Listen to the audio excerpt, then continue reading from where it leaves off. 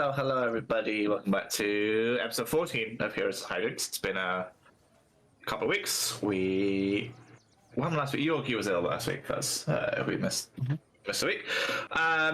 So a couple of people were talking to some other people the other day. They wanted kind of like a general recap of the story so far. Yeah.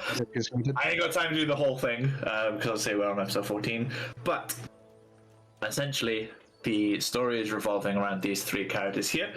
We have Tater the Brilliant, who is a half-orc barbarian. We have Grandolph Saggins, who is a Shadar Kai wizard slash cleric, I believe. Yes. Is he, yeah. And we have Valen Thorn, who is a tiefling bard. These three all found their way to Phandalin. There is a dragon flying about, so everyone is a bit on high alert at the moment, and they've currently been doing some quests from the quest board in Phandalin. They've done a bunch of stuff. You guys have you've fought gnomes and orcs and Manticore orcs, mimics and manticores. Yeah, you fought a lot of different things. And weird dune worm things. Yeah, and the Ankegs. Yeah, you fought one Ankeg.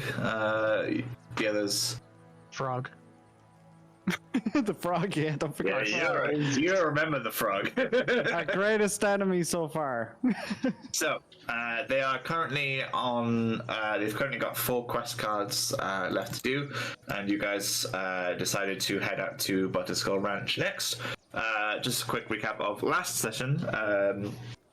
You guys were in the process of taking a bell from an old chapel, and the Manticore heard you trying to leave.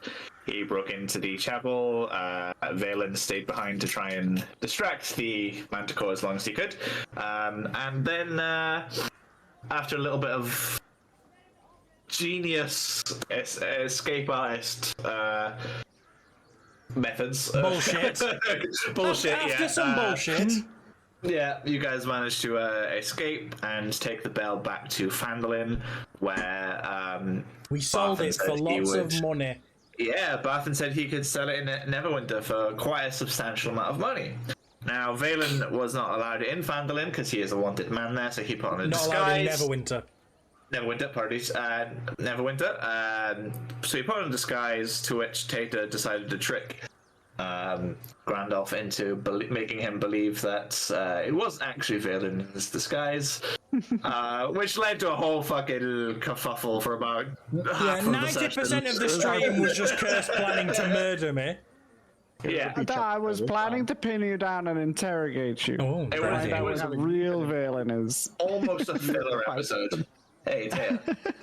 No such thing as filler episodes, just oh yeah, I was gonna say Prancing Pony and or the Hero. drugs. This is Lily's, but she gave it to me for TD. You come out! Ah! What just happened? Mistakes were made! Ah! Yeah. Yorkie, as many things as you've had in your mouth, you can't be surprised when things come back out. Hey yo. I To would be fair- clarify, it's not against TOS. The vitamins, it's fine. They're just really powdery and gross. Anywho. Carry on. After much arguments and everything, Grandolph gave his Ankeg hide to the local smithy, and then you spoke to Barthen, and you found out that the bell was gone. It's one of my funniest moments of D&D so far, to have Valen scream, "Son of a bitch, I know who it is!" Well, technically it wasn't Valen, because Valen wasn't in the shop. You did it. I mean, It I was suppose you did me that. in Yeah. IRL anger. So the bell had been stolen. You then told all of the townsfolk that Valen is now dead, and he will be forever remaining in disguise as Goran Vosk. And then did I have a drink left? Oh. Well, some Anyway. people know I'm in disguise. Yeah, well, you told the people that know you. Yeah. Like Lenine and Hogrod and the town master didn't really give a shit. But yeah, Then you guys decided to head back to the Butterskull Ranch and continue your quest. We did. I Believe that is everything. It was kind of like a filler episode last week. It was just It so was fun, weird though. and comedic. It just seemed like one of those anime filler episodes where all of a sudden they're all high school students and random shit's going on. it was crazy. Like so much happened. Well, now we've got anime filler episodes. We need someone to animate us, an intro and outro, and then we will put a cursed That'd be cool. War of the Medallion song over the top, like a really weird anime. I'd love Oh, that'd be love, perfect, actually. Yeah, I love animated versions. Lizzie, get your art pen out. All I right. believe in Lizzie. So, after obviously you guys got up relatively early to travel to Neverwinter, you guys did spend some time arguing amongst yourselves and then talking to the people in the village. So there's quite a bit of conversation going on. So it's probably about like 10, 11. More towards 10, I'd say. It's probably about 10-ish in the day, and you were just about to head out of Phandalin to the Butterskull Ranch, unless any of you decide you want to do anything different, or just take it away. You guys go. Having already Anything been... you want to- Sorry, you guys go. All three of you! All at once. Like, It's been 2 weeks, we're excited! I was waiting, and then no one had said anything, so I was like, fuck it, I'll go. All three of you at the exact We're same time. excited! Right, roll a dice. Everyone roll a d20. You'll get to see who talks first. I'll politely... This happens all the time. It's not like, oh, you go this way. Oh, no, you go ahead. I Oh, rolled no, a you go. I rolled a Oh, you go. 19 on chat initiative. Right. I rolled an 11. 11. What are we adding to this? Nothing. Just straight d20. Chat initiative. All right, Yoki, take it away. What were you going to say? I was just going to ask, with us having gone most of the way already, with us already going to, I'm blanking on its name. I'm scared to open up my notes app as well in case my computer explodes. So you guys, last week, or the week before? Yes. Coneyberry. So on your way to Butterskull Ranch, you pass through Coneyberry. I changed the map slightly, so when you read things, it'll say it's through Coneyberry. I made it a little bit south of the trail. So yeah, you traveled up most of the way to the Butterskull Ranch. On your way there, you found Coneyberry and decided to investigate. Yeah, I was going to say, since we've been most of the way there, can we sort of like hazard a guess as to how long it would take us to get there? So to get to Coneyberry, you left in the morning. You got there quite late afternoon. So realistically, it's going to be nighttime before we get. It'll be around about nighttime, yeah. I feel like even if we wait and go fresh in the morning, we're going to end up having to make camp somewhere. Do we know which way Camping's Butterskull Ranch fun. faces? Yeah, you went there. You were on your way there until you got stopped off at Coneyberry. If we get lost, just Well, get the on dog to what way piss it against the faces, would we tree. rather... Are you thinking have the sun behind us, blinding Yes. them as we ride into battle? Correct. Since I always know which way is north, because the dog pisses on That's the not the rule! It is a rule. It in doesn't this matter, game. that's my rule. We've Part of confirmed having this. in mind. Barkus, piss. Good boy. That's north, guys. Let's go. Well, you guys don't realize his back is also Kirst's nickname for his wife, and she's just pissed up the dresser. Sorry. Unnecessary shots fired. I'm not calling her a dog, I'm just saying she pisses on command. I'm trying to think of something smart to say, but all I can say is she's not my wife, actually. Beyonce. But yeah, the dresser is fucked up, actually, so stop that. Not from piss, I hope. Oh my god. Anyways, What is this session? I don't That know. we're off to that was Yorkie's turn. So who had the Good next start. highest on initiative? Tater. All right, Taya, you're up. So should we call you Vox or Groth, or how should we refer to you now as a shorter term for your full name? I mean, I'm Can I easy. call you Jimmy? You're not calling me Jimmy. I think we've all established there is a track record of everything being called Jimmy exploding. And I don't want that. So, no. It's fair, right? It's fair. So which would you prefer? Or another? Because I don't know if I'll remember your full name. I barely remembered your first one. That hurts, but no, call me Vosk, I guess. I'll tell you what, bye. I know you're not Valen anymore, but you know you're Garn, but not forgotten. You know, announcing to everyone that I'm not him anymore kind of defeats the point of a disguise. I like that Tater got that. I knew that it would be okay first. I would ruin his disguise first. I called. Oh no, did you not get the joke, the reference? No, I heard the Garn. Yeah, I know. I know that's gone but not forgotten. Thank you. Why do you think I was laughing? And Dave's just giving us the finger. Yeah. Oh shit! Everyone, middle finger, middle. Never mind. Fuck that.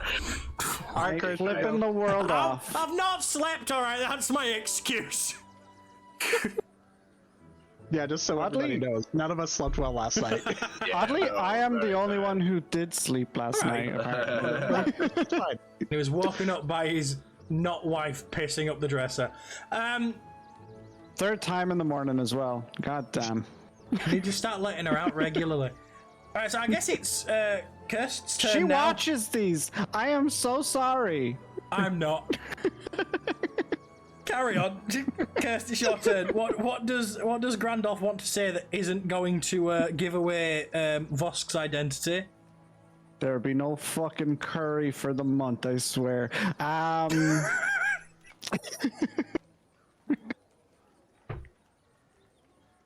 We're supposed to have curry this week. Just holding you at ransom at meal times. Yep.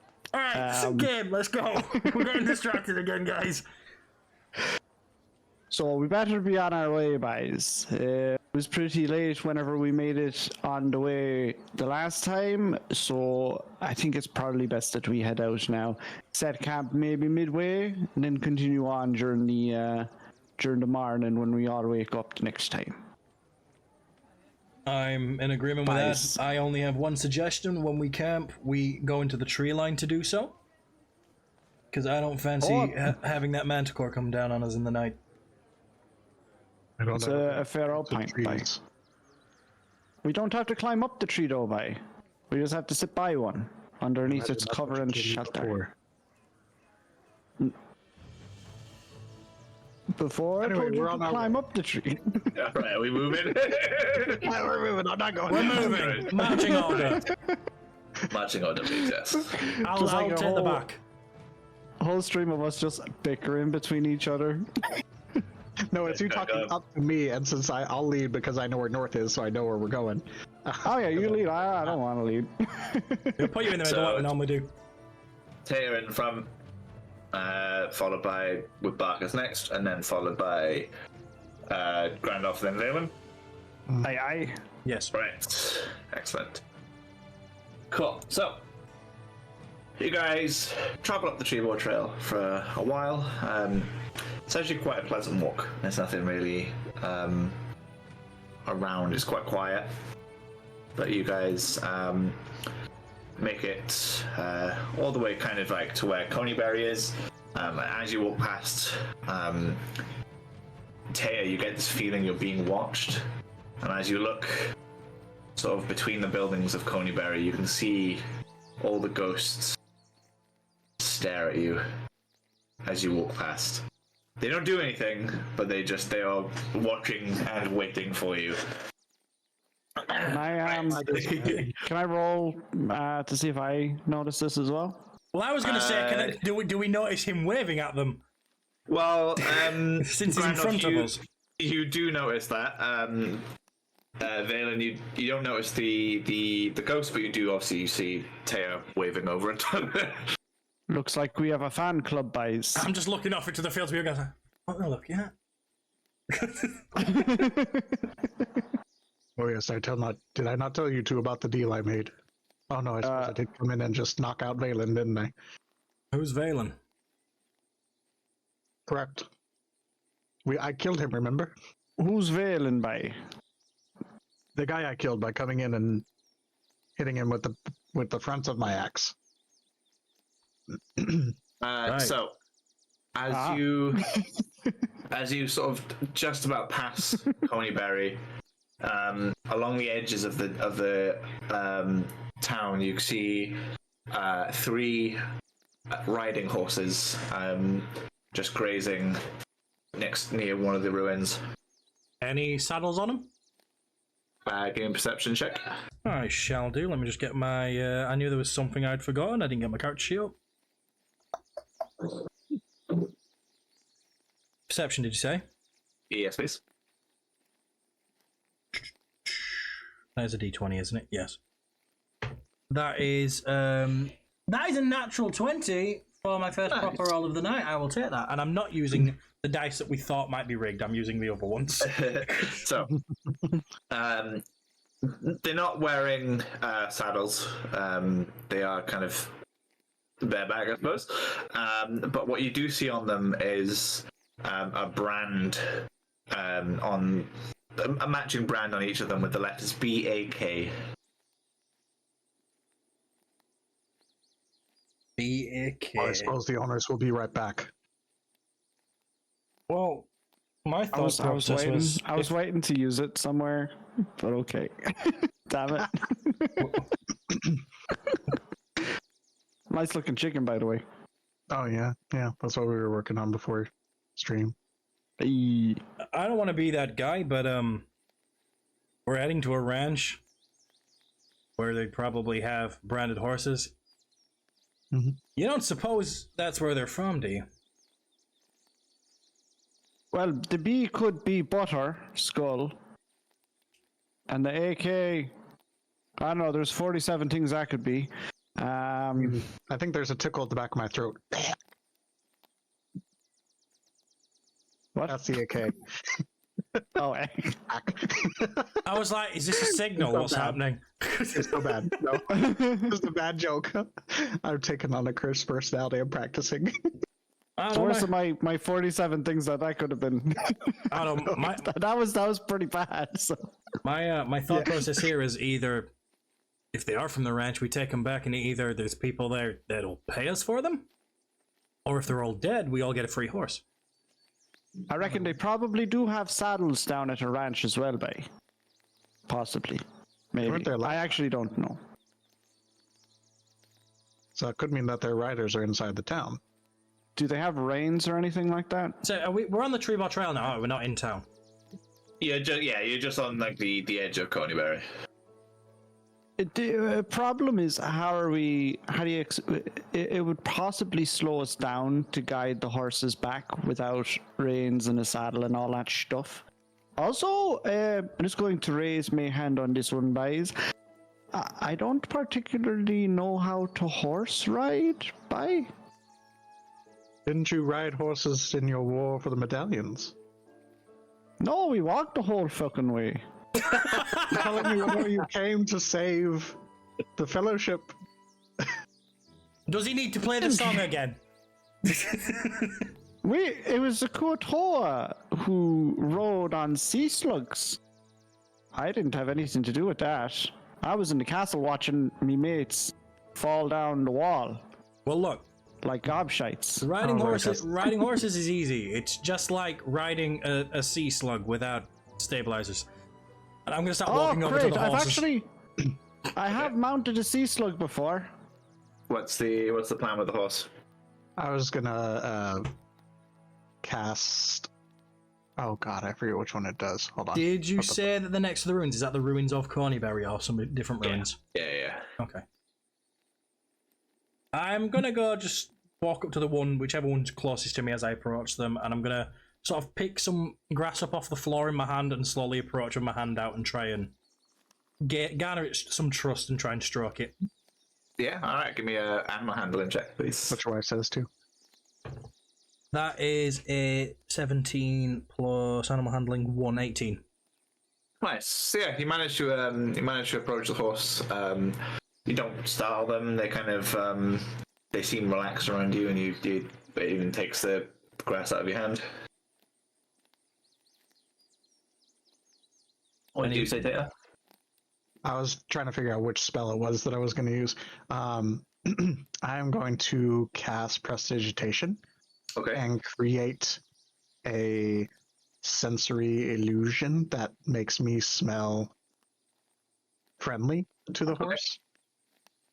This is when he finds out the stallions. He's made himself smell like a mare, and we're about to watch him get butt fucked by a horse. Joke's on you! I don't know what a mare smells like. Give me an animal handle as well, please. Boop. 17 plus 1, 18. Cool. Yeah. So again, you're able to walk up to the horses without any sort of issue. Grandolph, what are you doing? I'm standing there watching the two of them, and I'm like, shrugs. I'll pick up some grass like Valen did, and I'll walk up to the last horse, and I'll give it a wee old pet and offer it the food and stuff. Give me animal handling. I already see the comedic value of where this is going. Mm-hmm. If I fuck up. Comment in 3. That one gets kicked by a horse. What is my animal handling? Okay, it's 2. It's not that bad, right? I mean, that's not terrible, right? Mm-hmm. So what was your funny idea? You have a. I got a 1.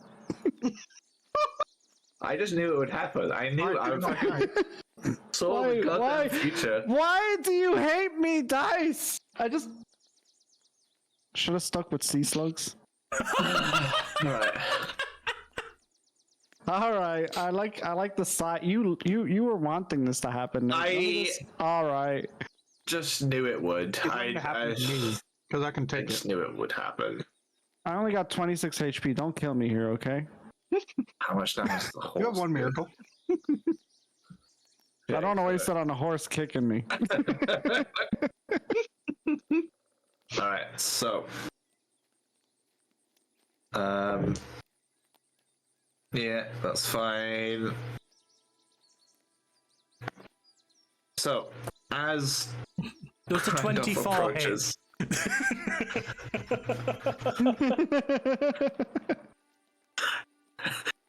you won't believe it. Not 20. Not 20 on a horse crit? kick. I knew it would hit anyway. A crit fail into a quick success. So Silvery barbs? No, this is too funny. Don't do it, Yorkie. No. Now go on, hit me with all your damage. I'll survive. It's okay. Silvery barbs. as you approach the horse, Silvery boo. barbs. Actually, no, I'm busy doing mine, so I won't even notice it. as you approach the horse with the grass, what you have is grass.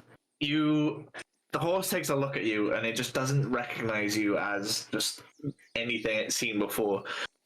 Because you look like a ball sack, and it freaks out immediately. And as it panics, you just shove the grass at its face, and you just hit it right in the face, and it reels up, and it just smacks you bang on in the forehead with its hoof, and it's going to be 10 bludgeoning damage. 10 easy. And it's going to leave a perfect horseshoe print in your forehead. Ladies and gentlemen, Easy. we've not all we've done is walk down a road. Yeah. This is why we call him cursed. So I'm gonna slowly Following get that, up. the horse is going to just bolt away.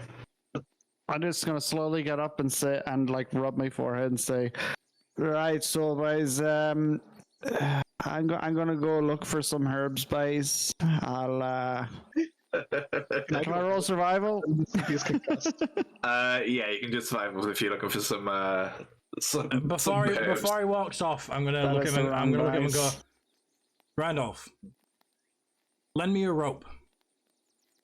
I got a 10 plus 2, so that's 12. Yeah, I give him some rope. Yeah. Thank you. And I'm going to tie up. I'm gonna sort of do some scouts honor bullshit with my rope and sort of make some reins for my horse, basically. Okay, yeah, give me sleight of hand. And Kurt, you do find herbs to make a potion with. Oh, hey, the concussion made me better. That is an 11, and my sleight of hand is a +6, so that's 17.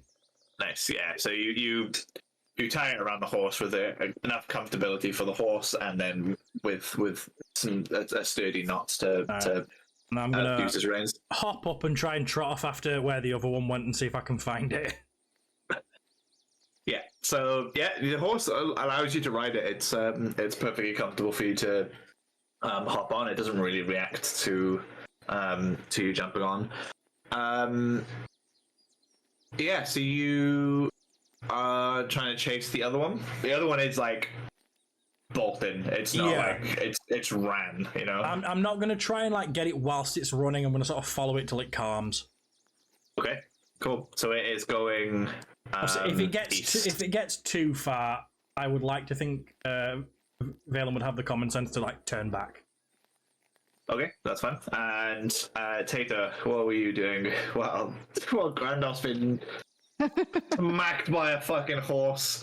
Valen has whipped the rope onto his one and kind of tried to catch up to, or try to follow the other horse at least. Mm-hmm. What would you like to do? Okay. I kept waiting for you to be done so I could go. I was like, okay. Yeah, I was going to use my experience in seeing concussions on the battlefield to do a medicine check. Okay, yeah. That's going to be 12 plus. Well, what is my medicine? What is my medicine? What's the aim for the check? Just to see if he's concussed. Okay. I've got 13 on the die total. Kirsch, can you roll me just a straight d20, please? Right, D20. Alright. As long as it's not a 1. 15. Okay, yeah, he does not have a concussion. Good. Yeah, so Randolph, you're checked out, but so Randolph, you go up, you find the herbs you need, you rub your head a little bit, and then Tater walks up to you, just looks you dead in the eyes, puts his finger up, and like you follow his finger around, and he's like, confirms you don't have a concussion.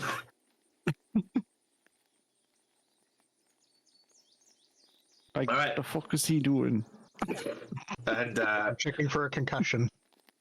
moments later, Valen has returned with just his horse. The other one has He's gone.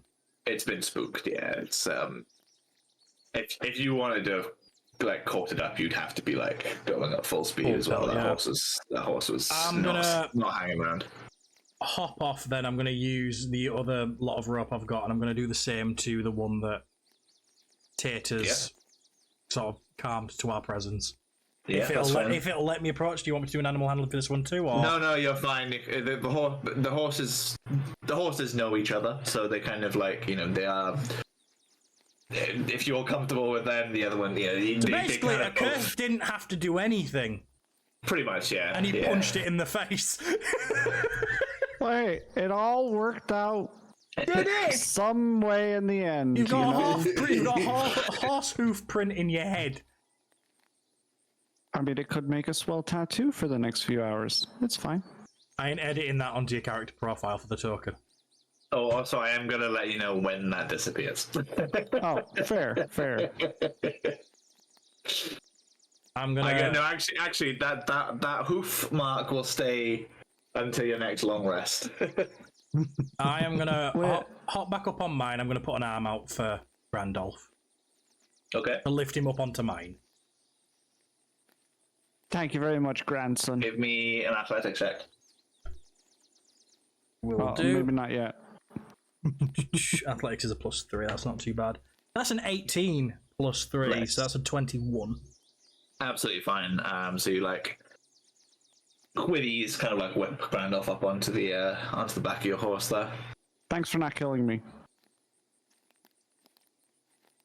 Me? Oh, you're dropping you, I suppose. Yeah. Well, yeah, because I would have You taken could've that rolled damage bad, probably. Drops him, lands on his head. Curse, roll a d20. Now you have a concussion. And it's a feel like- crit.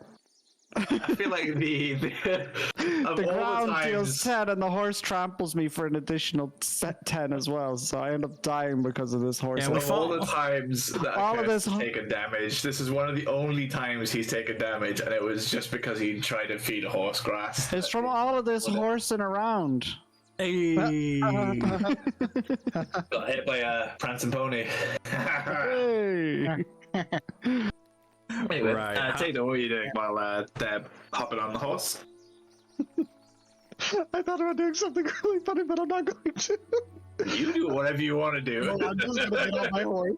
Okay. Were you going to try and Try three it on a horse? No, I was gonna thaumaturgy underneath your horse to make it buck you guys off. Tato's Randolph- become a prankster overnight.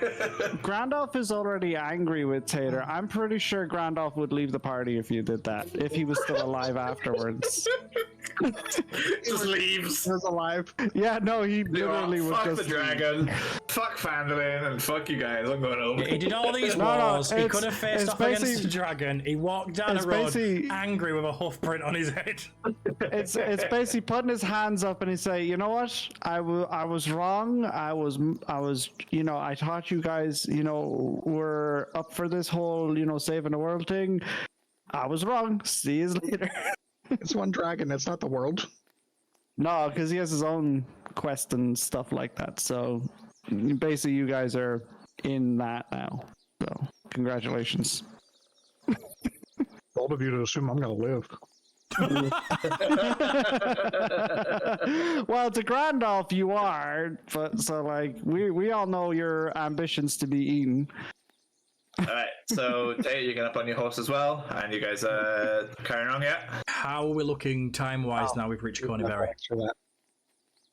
I'd say like 5-ish, 4.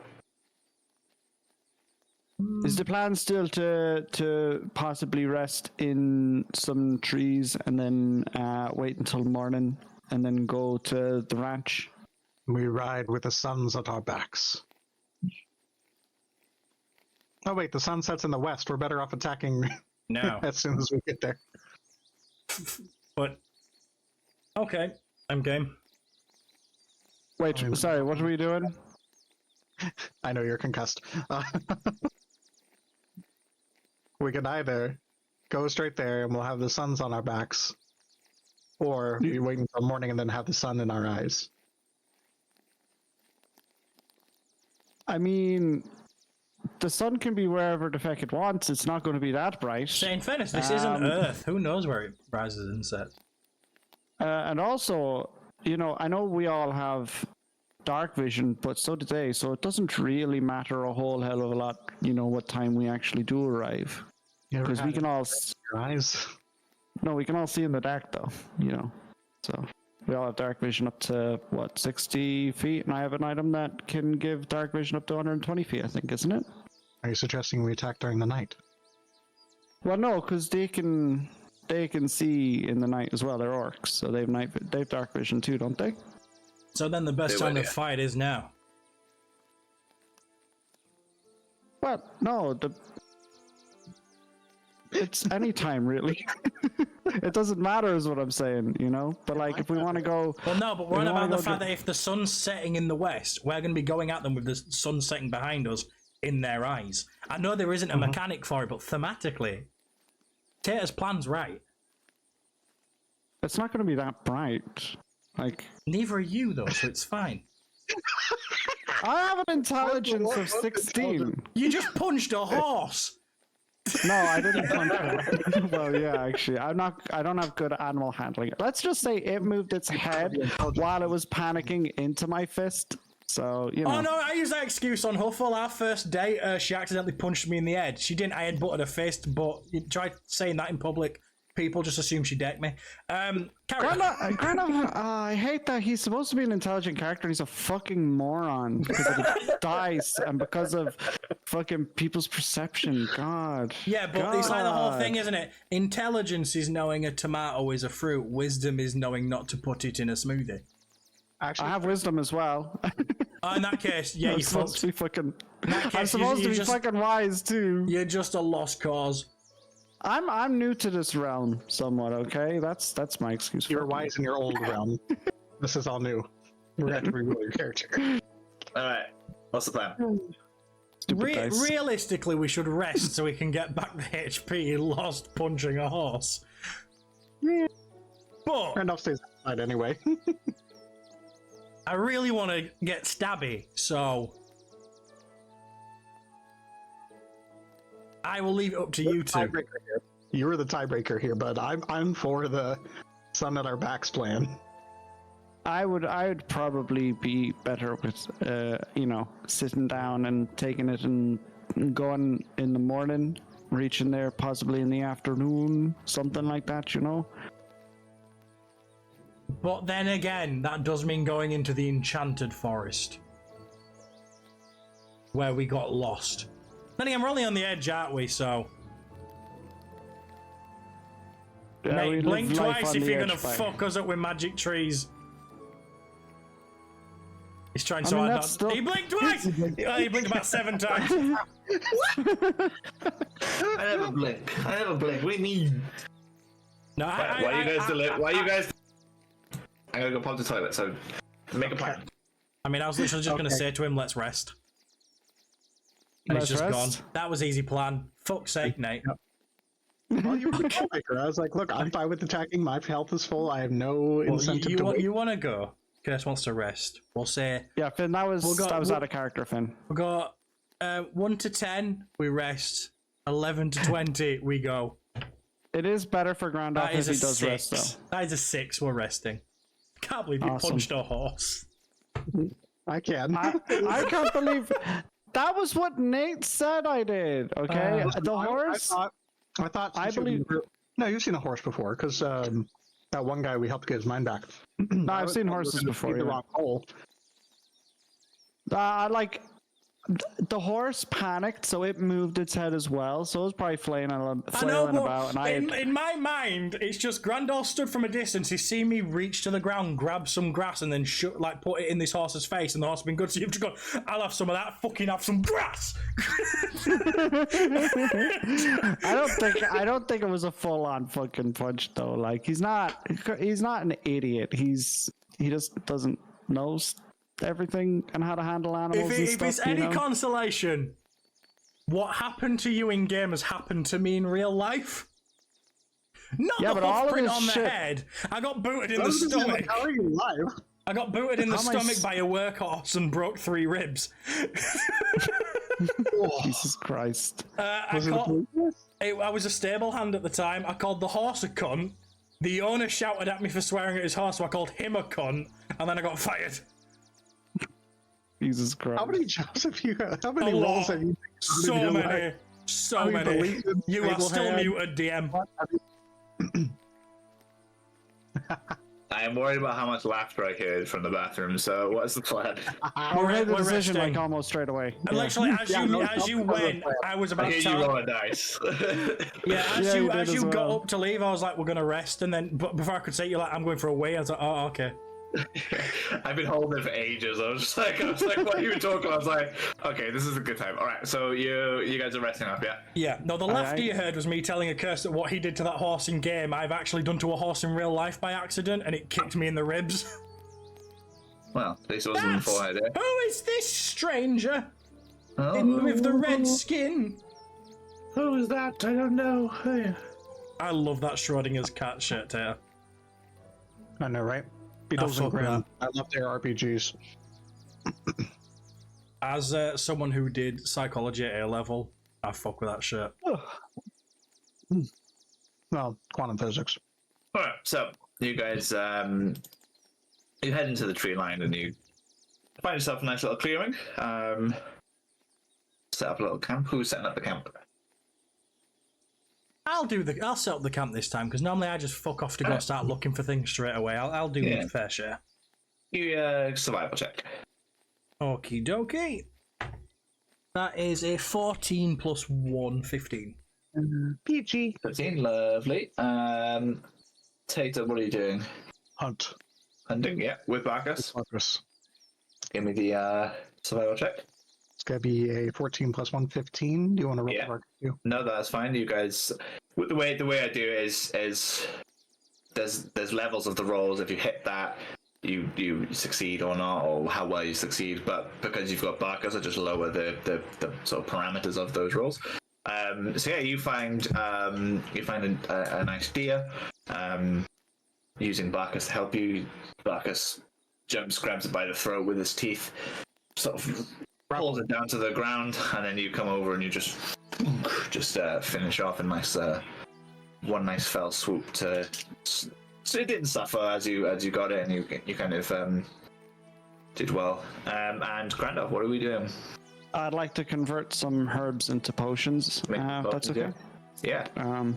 Roll? Yeah, give me a medicine check. Medicines, that's +3, so 16 plus 3 is 19. Cool. So I've only 3 herbs, so yeah. So using what you've got, you make 2 health potions there. 2. Where are? Oh, okay. They're down as potions of healing. Up. There you go. All right, cool. So you guys head back, and Valen has set up a nice little campsite for you all. He's put up the tents, and everything seems quite sturdy. What is the plan? It's kind of getting towards like the end of the sun's starting to set and stuff now. Balin would like to take some of the burnt charcoal off of the fire, take some parchment from his pouch, and he's going to start trying to sketch Barkus. Just because he can. He's never drawn at any point in this campaign, but he's going to start now. He's Goran now. Goran likes to draw. Cool, give me sleight of hand, I guess. That is a natural 20, but it did bounce off my vape, so if you want me to roll it again, I will. It's fine. Yeah, sleight of hand would be the best one for that. Alright, yeah, so you grab a bit of charcoal and some parchment, and you start, like, sketching Barkus. And Barkus sits down, and he looks at you while you do it, and he's sort of, like, got his head tilted just to the side, very curious what you're doing. It's making a really funny scratching sound, but because he sat so still, you were able to get like a really good drawing of Barkus, so he's not moving, so you're able to really capture what he looks like. And it's a really good drawing, like sketched out, shaded, and it looks just exactly like Barkus does. Look, buddy, it's you.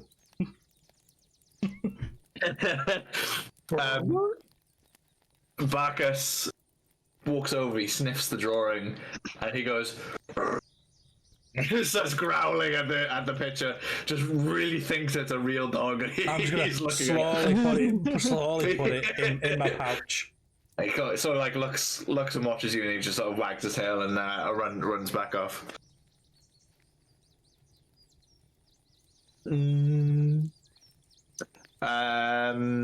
All right. Tater, what are you doing? I go to Grandolph and I say, Grandolph, I feel I did not properly apologize for trying to fool you the other day. I meant it in good jest, but I can see now that it was quite painful to think that your beloved grandson was gone, and I wanted to apologize, and here, have some fresh meat that tastes of porridge. Aye, thank you very much for the apology, and I'll eat the meat, obviously. I'll sit there by the fire, and looking into the fire, I'll be like, you know, as I've said, I've never ridden a horse before. Getting that kick today really knocked a bit into me there, you know. I've only ever ridden the sea slugs one time for Odayolo. Obviously, he showed me those on our adventures. Whilst he's telling the story, I'm just going to go with my little makeup kit from my disguise kit. I'm just going to start trying to, like, hide the bruising from this hoof print. And it's reminded me of a tale of other Kuotolos. So if you have some time, I'd like to tell you the tale of The evil Kuo Toa bards. Yes, the evil Kuo Toa bards. Them evil Kuo Toa bards. Villains in the Feywild. Feckin' cowards. They are the Feywild's most musically fucking gifted. Them evil Kuo Toa bards. Bards with a half brain, and they're green. Those evil Kuo Toa bards. When the helpless grinder was attacked, those Kuo Toa didn't cut them some slack. Accursed evil Kuo Toa bards. Damned evil Kuo Toa bards. Papercut taught them to be bards. I've lost the rhythm of it, but evil Kuo rhythm. Toa bards. That's the shit Leon slam poetry I've Gargoyle ever heard, but you know. I'm trying not to sing it, but to try and put it in some kind of tone, but then I lost it on Papercut taught them to be bards. Evil Kuo Toa bards. Leon Gargoyle leads. Dongle cello artifices magic machinery. Raphael can summon a ghoul or two. Michael Gargangelo is a barbaric and rude. Damned evil Kuo Toa bards. Evil accursed Kuo Toa bards. Villains in the Feywild. Feckin' cowards. It's word for word the way it is in the song as well, by the way. But yeah. So after the War of the Medallions, Lendomir and I adventured together for a short time. One such adventure brought us to the Feywild, a beautiful place full of brightness, amazing creatures, and plenty of flowers and ingredients to pick, unlike these plains and the abundance of grass. We came across Karang, a wise dragon in the Feywild who adopted other Feywild creatures to teach them the ways of the monk and protect them. His oldest student, Grinder, aided him in this. Others they adopted were Mbop and Crocsteady, amongst others, of course. The wise dragon warned us of those evil Kuo Toa bards who were terrorizing the particular region of the Feywild where they resided. Karang and Grinder had hoped that by teaching those of the Feywild to defend themselves, this threat would cease. Led by Papercut, a rat folk warlock, the Kuo Toa, a fighter bard named Leon Gargle, an artificing bard named Donglacello, a necromancer bard named Raphael, and a barbarian bard, Michael Gargalangelo, assisted by April O'Keel, a dwarf barbarian, and Casey Rones, a fighter centaur. They wreaked havoc. Most of Karang's students adopted folk that were orphaned by these devious Kuo Toa, showed great potential as monks. Crocsteady particularly, a crocodile lizard folk, although not the smartest, showed great wisdom in his learnings and adapted well to monkhood. Both Mbop and Crocsteady became close friends, and Grinder helped to pass on Karang's most secret of teachings to them. One night we camped away from their camp, the one before we were set to leave, of course, and then we heard noises from the very direction. Lendomir and I set out with haste. What we saw were 4 Kuo Toa playing the most awful fucking music I had ever heard in my life. Their instruments were all out of tune, and one was an accordion, the other was a kazoo, one was bagpipes, and Michael Gargalangelo just beat 2 metal rods together as some form of triangle, I guess. Grinder, protecting Crocsteady, held his own against the 4. That was until Casey Rones rode in with April on his back. Casey held Grinder, and April relentlessly beat him until he was dead. We tried to help, but something held us back. Karang, while Grounder was being annihilated by the 2, fought the evil Kuo Toa bards and Papercut. While it looked like he held his own, he looked at Crocsteady, looked at us, nodded, and then in an instant, both Lendomir and I were in this land. I never did know what happened to Karang. I did notice before we were relocated that Crocsteady had vanished a second before us. I feel he at least is still alive, somewhere in the universe. Damned evil Kuo Toa bards. Accursed evil Kuo Toa bards. Them evil Kuo Toa bards. Villains of the Feywild. Oh, Bart, Fucking one more cowards. time. Even you sound done with your own story. I was trying to make it sound like I was like, yeah, that is the end of the story. Yeah. Now, I actually, word for word, like, that's the song, like, So I couldn't get the rhythm of it because I'm not supposed to sing it. I'm supposed to say it, but I wanted a little bit of a rhythm so that you guys kind of knew what I was getting at. can't wait for us to get like sued for copyright. No, this is parody. This is under parody. It's fine. Evil Kuotoa bards, evil Kuotoa bards, evil Kuotoa bards, villains of the Feywild, fucking cowards. So, If, as if I Marvel was, can have Evil Justice League, it's fine. as he's been doing that, yeah, I've been sort of applying that. What is that creepy music? Yeah, what is that from? Wrong one. Is that my story time? Is that something No, that's we're not happening now happening that we content. need to perception check for, or? No, I accidentally clicked it, and then whenever I clicked it again to switch it off, it played again. I was definitely trying to switch it off. Like, I hope everybody enjoyed that. I know that one was a short one as well. It's just no, don't apologize for that part. That's the inspiration to say. I hope everybody enjoyed it though. I know it's Where not did the you get this most. fascinating inspiration. I have no idea. It just comes to me. Like stuff hits me, and I'm like, oh yeah, I should actually do that, shouldn't I? That'll be fun.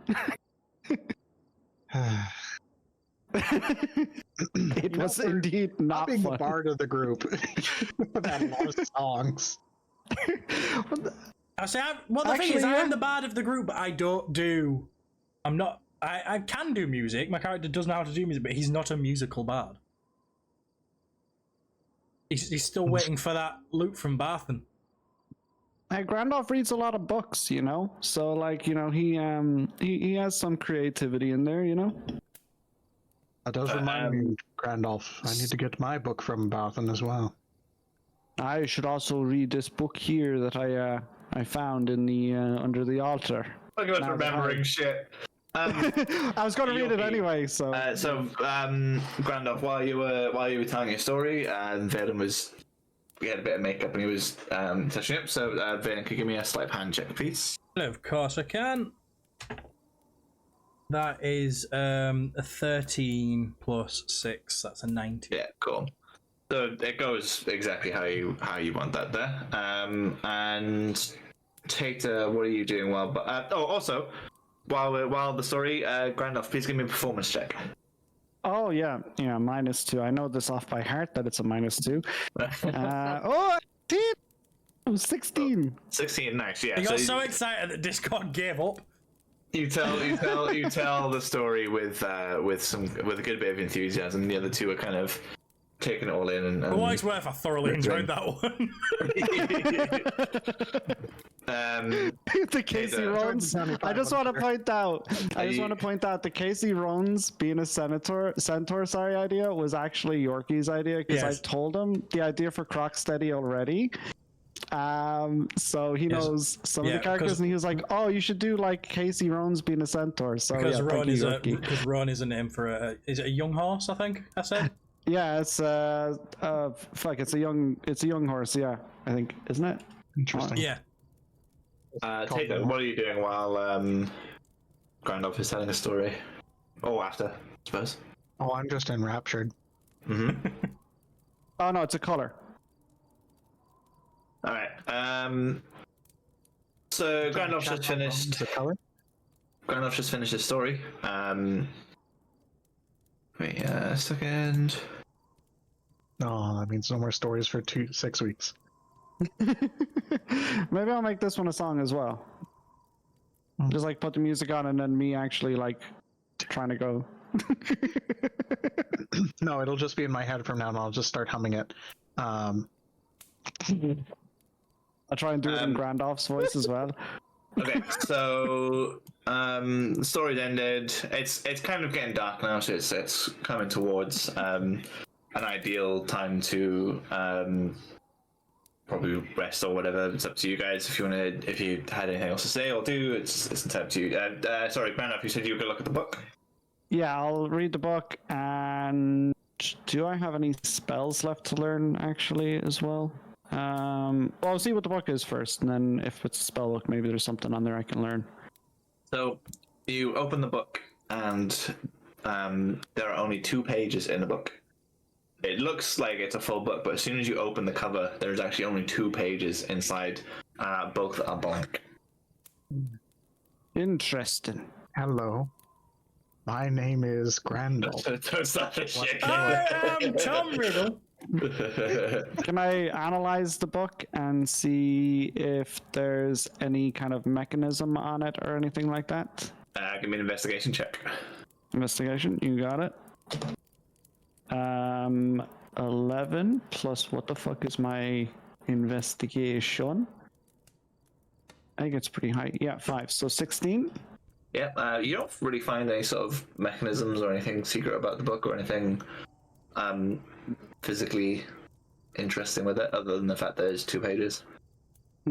Is there anything inscribed on it? Any writing or anything like that? No. Any magic to detect? Yeah, can I detect magic on it, please, as well? Yeah, are you using the spell, yeah? Yeah, I'm using the spell, yeah. So it does glow. Does glow. Alright. Let's see what I have that I can use. Seeing him obviously having to put effort into it, I'm gonna go over and be like, "You forgot how to read?" There's no words in it, by the pages are blank. There's some trick to doing this. But we Can used I to identify it? Oh, that's a good shout. You can indeed. Have you got to identify it, Lynn? Yeah, as a ritual. Cool. Yeah. So, after you perform the ritual here, you identify the book as a book of knowledge.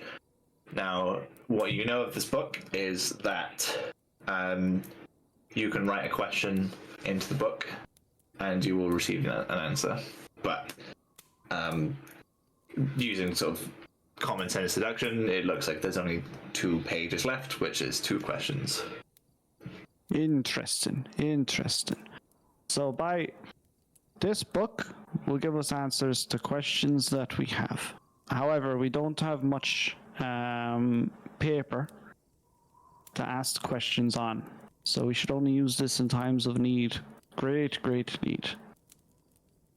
And yeah, so I will keep a hold of this. And whenever we have something that we do require the answer to that is of utmost importance, we can use this, and it will help guide us in that direction, in the right direction. Sound good, bye? He just asked a question while the book's open. Does that? Sorry, what? Does he have to write the question in? You have to write the question. I was expecting just does that sound good, boy? Yes, Pimpins. I wasn't talking to you, book, was I, bye? And then it'd be like, no. It was just, you know, the D&D movie when it's the 5 questions. Yes. No, not you. I mean, wait. Wait, does that count as the question? Yes. I wasn't. It's all I was thinking when you were explaining it. God damn it. Oh god. Right, I'll put the book back in the bag, and then I usually take kind of the long, like, you know, the watch periods and stuff, because I only need 4 hours of sleep. So I will learn what's left.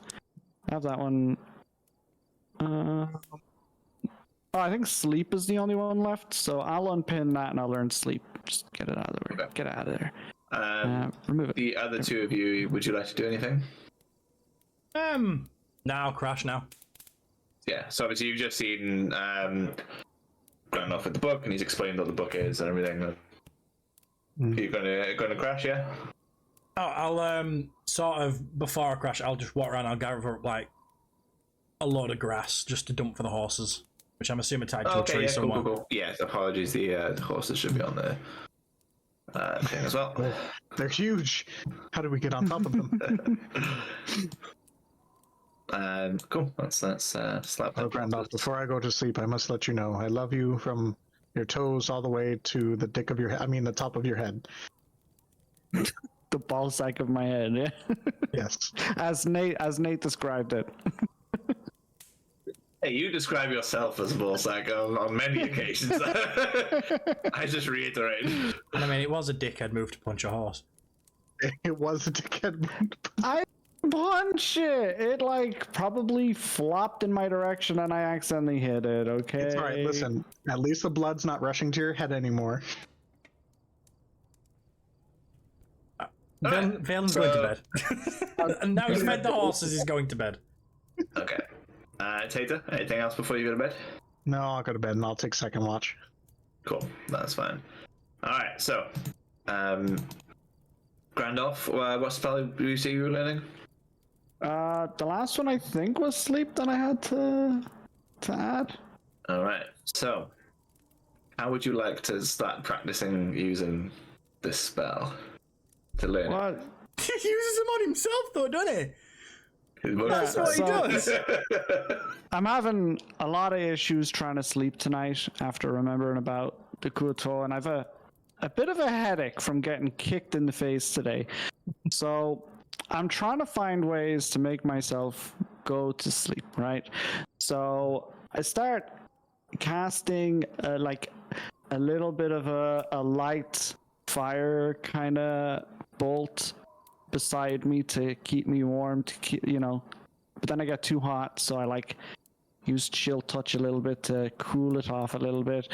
And then I just like, I don't know, I just start casting a whole manner of shit, and some culmination of shit goes together and makes me go to sleep. Oh, I start talking to myself and I bore myself so much.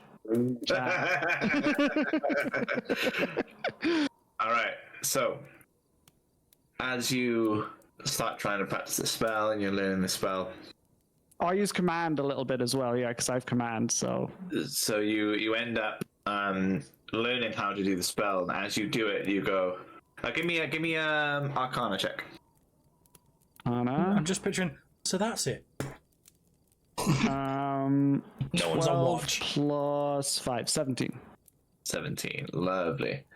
So, while you are on watch and you are learning the sleep spell, you try some different magics, and you like I say, you try and keep yourself warm, and you cool yourself down, and then you finally learn how to do the sleep spell. And I would like to clarify, we have two perfectly fine things to practice on here that you could have put to sleep. And instead you put yourself to sleep. Yes. What's your point? Nothing. You want me to test magic on you? I was on about the horses. I was on about You want- Marcus. I thought he was on about you two. I was like, I don't want to injure you guys while you're sleeping, you know? And I don't want to injure our horses either. Oh, what a dickhead.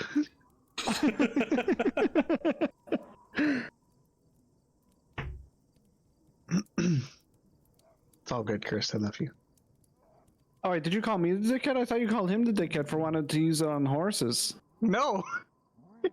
you have three animals to work with. And Why would I use it on? Why would I endanger animals? Why and would you kill use it on them? yourself when you're on watch? You're endangering all of us and the animals by falling asleep. Is sleep a Mate, how much concentration HP spell? how much HP does a horse have? I can't tell you that. Enough. Very little. Marcus only has 7. Very little. Is sleep a concentration spell? No. It's like an immediate effect. It's dependent on hit points as well, so it is. So, while you have no one on watch, as your watchman has fallen asleep to his own spell. Oh yeah. Makes sense for your character to do this. Now it's clicked. In the Maybe I should have night, learned this one in. you guys attacked. Mm-hmm. Funny enough, I was gonna do this regardless of what Kirsten, but the fact he put himself to sleep, chef's kiss. All right. No, but I was gonna do that on my awake hour, like the time when I'm not like watching, you know, because there's like the gap, isn't there? Isn't there a gap where I'm not watching? So you are on watch for the first, because Tater needs his full rest before he's able to take over for the watch. So it's quite a long time that you are on. Yeah, watch. but doesn't Valen take over a little bit as well? Isn't this like 2 to? I mean, had Valen known that you were something? going to put yourself to sleep, he would have probably offered. No, but my assumption for practicing spells is I'm doing this in the extra off time that I'm able to do the it. issue here isn't that you're practicing your spells, it's the fact that you've just used sleep on yourself. Yeah, but what I'm trying to say you're is still on usually I practice the spells whenever I'm not on watch. Do you get me? When someone else is watching and I'm practicing the spells then. Well, then you should have had one of us go first on watch. But isn't that what's going on? No, Sorry. you were on watch and you we put said yourself we're to going sleep. to bed, No, and you were so, the one who's still out there practicing your spells. No, but like when I do when I do the spells and stuff, I know normally learn you the do that. spells. I know what you know what you normally do, but what has happened is you have volunteered first watch unknowingly and then put yourself to sleep. No, but that's not what I meant to do. But it's what's happened. No, but I don't practice the spells during. Oh, for fuck's sake! Yeah, fine, whatever. So It's funny. It's fine.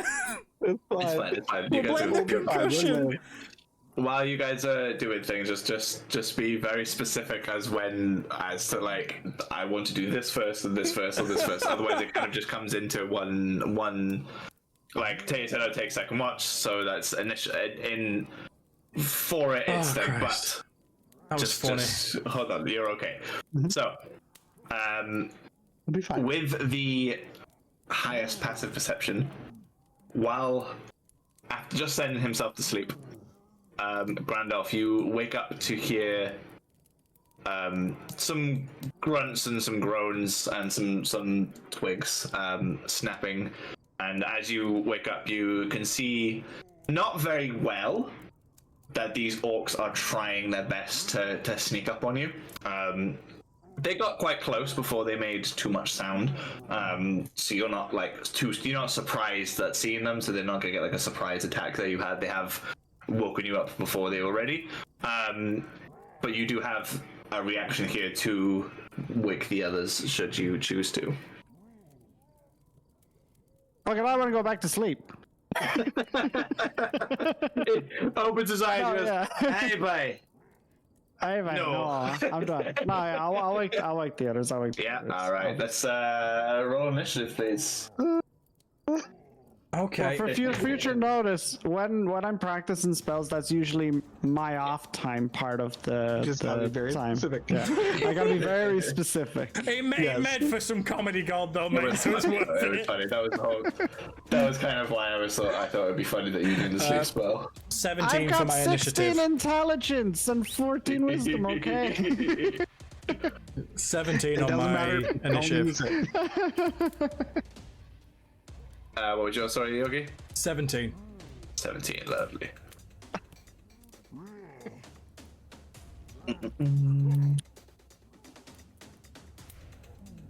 And Tay got a 9. Oh, let me roll for Marcus too. Hold on. Sure. Boop, boop, boop, boop, boop. Marcus. I love the comb just sticking out your beard. Yeah, well, it's my fidget today. Oh, you don't have Barkus's token assigned to the character sheet, so 13 for him. Yeah, son. Alright, let's get you guys in order, and Orky boys. Mork. B. I don't assume I've had a long enough rest to constitute No, as a you're long fine. Yeah, rest. you've had your rest. Oh, Alright, so We didn't really need it. just after you guys didn't. noticing the orcs. So the orcs they were like crouched down with a weapons range, but they're just really a bit clunky, and they're just hitting branches and tripping over and stuff. They're just not very good at being stealthy there. So Grandolph, he like opens his eyes and just plain as day sees these orcs. And what would you like to do? So you how would you like to wake the others up? Sorry. I'll just like roar at them, kind of like, "Hey, boys! There's fucking orcs in the bushes, boys! Get up, boys!" And it is your turn first. Bye. Right, so I am going to cast. I'm clicking everything wrong right now.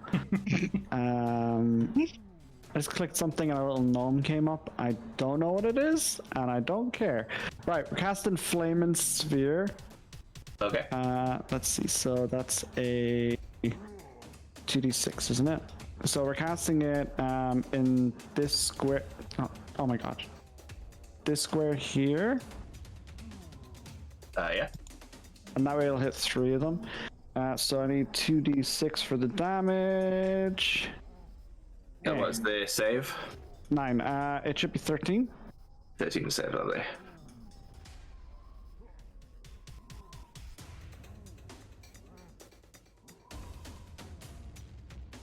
It's a dex save, yeah?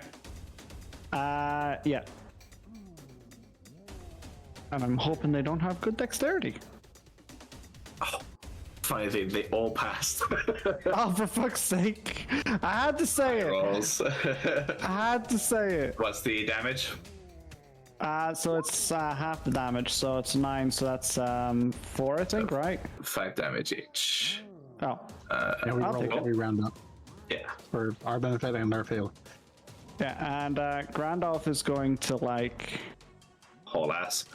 yeah, down to there. Boop, boop, boop. Alright. There. So, Valen, you are up. I've been thinking about how to approach this the entire turn, and this is the stupidest thing I've ever done. Just for brevity's sake, you would need to like step out of your tent this way because you're kind of in your tent as well. Yeah, that's fine. So I'm gonna step out of my tent, sort of look around, and I'm gonna just shout, "Everyone stop fighting! He's got horse syphilis. If he drops a single bit of blood, we all get eaten by flesh-eating parasites. Look at the mark on his head." Is this for a spell, or are you just shouting this for? I'm just shouting this, and I'm going to roll a deception check. Yeah, deception and a persuasion, please. All right. So deception is initial. That's the initial one. Nathan, does a 27 deceive them? Okay, yeah. So give me a persuasion. I fucking love bards. Persuasion. I don't think that's as good as my. Right. Persuasion. That is a 12 plus an 18. So they all believe that he's got horse syphilis and it'll eat them alive. It's just whether they give a shit enough to stop. All right. So the orcs all kind of look at each other and go, I heard horse syphilis is quite bad, actually. Yeah, it's fucking that'll kill us straight away. Actually, we should probably fuck off. And then they all kind of just look at each other like, yeah, all right, yeah. And then they look like they're about to leave. It is Barcus's turn next. As you are after this, I will give it to Valen or Grandolph if you would like to. Grandolph, sorry, if you would like to tell Barcus anything to do. I'm just gonna tell Barcus to stay. Okay, cool. Yeah, so as you go out, you shout that, and then Barcus is the next to sort of wake up, and he kind of looks over at the orcs, and you turn around and immediately like, stay, and give me animal handling. That's one of the commands we learned, I thought. Yeah. That is with advantage. Good, because that was a 6. Oh, that's much better. That's a 19. Thank Jesus. Cool. Plus 1, that's a Yeah, D20. so Dargus looks at the orcs and then looks at you, and then you tell him to stay, and he about to step forward and goes, okay, sort of sits back down, like waiting. And the orcs themselves, thank you, are just gonna start hauling ass, and they're on their way. They're going.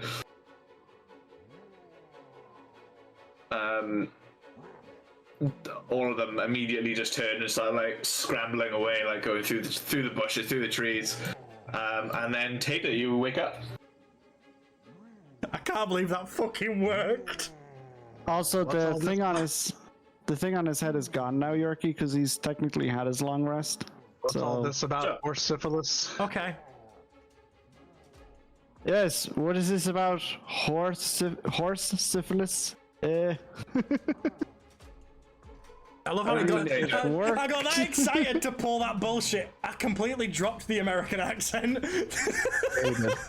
Yeah, you did. So, Tater, as you wake up and you get out of your tent, you can just see all these orcs just like running away into the forest. So what's all this about horse syphilis? Oh, I just fed them a load of bullshit. So can we go back to bed? Well, it seems to have worked, so I guess so. Can we sort of figure out how long it's been since we It's been a crashed? couple of hours, really. Yeah, It's still sort of like late night. Yeah. I'll take the next watch.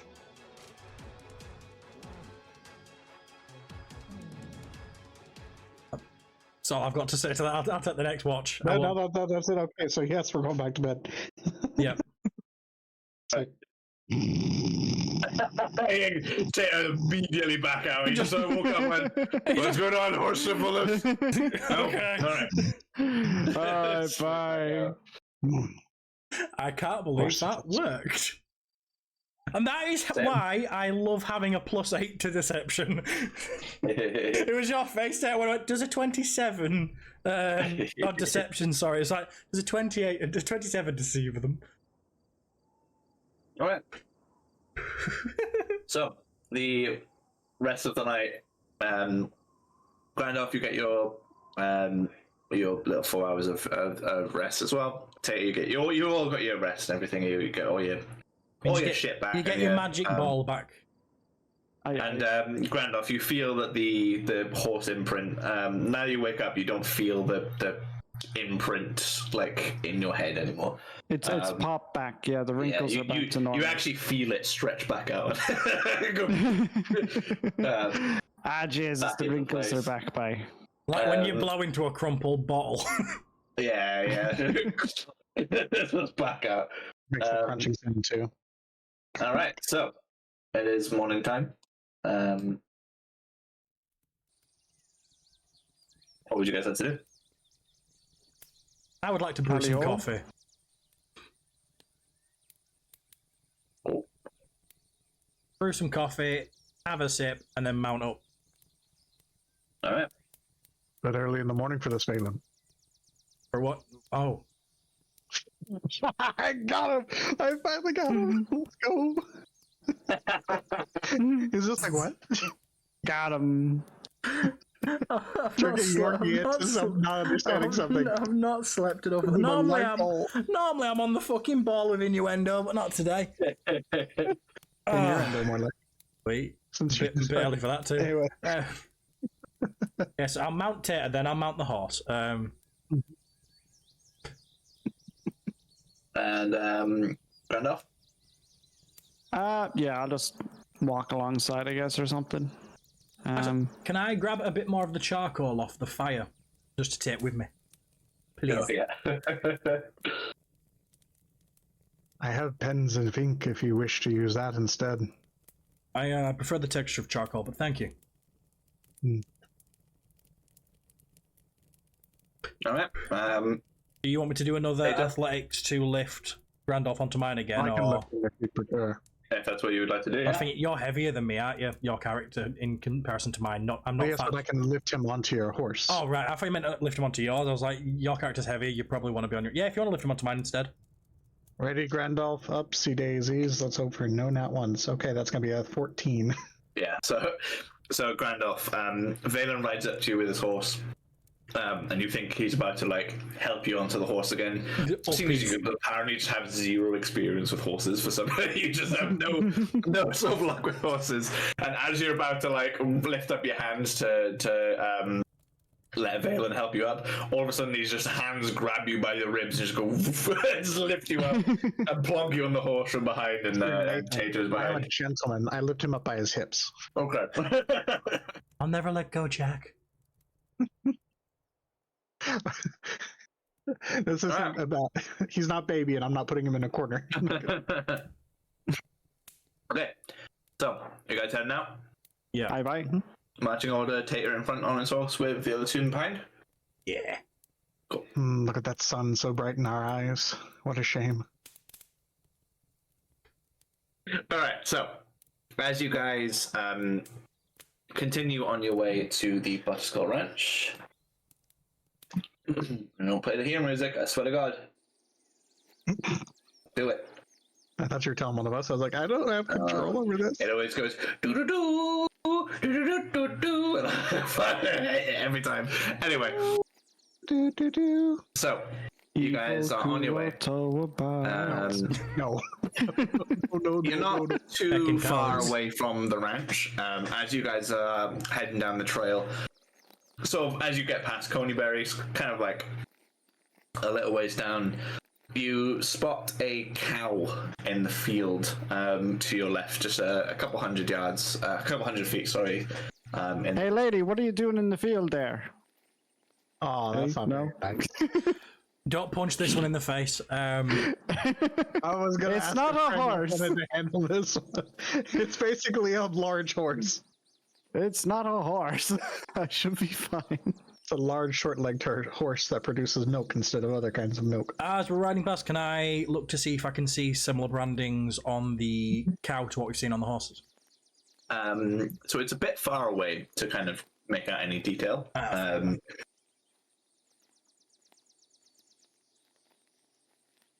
What's the terrain look like between us and it? Is it just fairly open? Field. And Yeah, you're in a all right, field. I'll ride up to it then. All right. So, the cow just does not react to you approaching at all. It seems very used to riders on horses approaching it. And as you get close, you do notice a brand on its hindquarters with BAK branded into it. Also, Grandolph, you are with Valen here because you're just wherever Valen is at the moment. You will also have to be because you're on the back of his horse. Well, at least now I know where the horses came from. Where's that? Here. Hmm. Who knows? Maybe the other one came home, and then you won't have to hold on to my hips weirdly tight with sweaty palms. I don't want to be kicked again by. Is it sweat or is it slime? I never can tell the difference. I dread to think. Why? And then just start trotting on towards Listen, we've never Butterskull. heard about any of us bathing, so like. You just gonna carry on to Butterskull, yeah? Yeah. I'll have you know, more than once in this campaign, I've been covered in some shit from an animal, and I've gone to go wash up because I feel disgusting. Valen does bath. You two, I don't know. Randolph bathes in privacy, okay? He doesn't want you to know. But he's a clean fella, alright? In between all the wrinkles, he has to just scrub really. So, Yeah, he has a toothbrush. So he doesn't get bear sauce. with- Got a strong must. He calls it his wrinkle jerker. Please don't use the phrase jerker. Of all the words that you had time to think of. It just, in like, second we're all, silence. like, everyone's kind of talking over each other, and then it all went quiet to just hear wrinkled jerker. And I'll be No, wrinkle honest, claws. Jerker. I don't know how I feel about wrinkled jerkers. Now coming to you in theaters soon. His gap scrubber. Nope. That sounds like it's gonna be in a song. My neck, my back, my pussy, and my gap. Oh, And it technically is a Scrubbing, gap. scrubbing. All right. What about the Great. the flap brusher? So No. Just what you're. Nope. Can't go there. She watches this. Can't go there. She watches this. No, it's misses. Yeah, his business. That's what I was gonna call him. But All right. no, it's all right. Butterskull Ranch occupies a large plot of land on the north side of the Treeboard Trail. Nestled between two hills, beyond a ramshackle wooden fence, stands cornfields, an apple orchard, gardens, and a pasture land. A path breaks off from the trail to lead to a two-story farmhouse next to a pond. West of the farmhouse are the charred remains of a barn and smithy that have been burnt to the ground. I love that you're a step stool, mate. I was just what were you saying there? This is good. I like Just this. didn't move. Better a step stool than a step parent, I guess. So all of these, so I'm assuming these like sort of browner bits on the map are fields. Actually, I can show you. So we've got the orchard, haven't we? So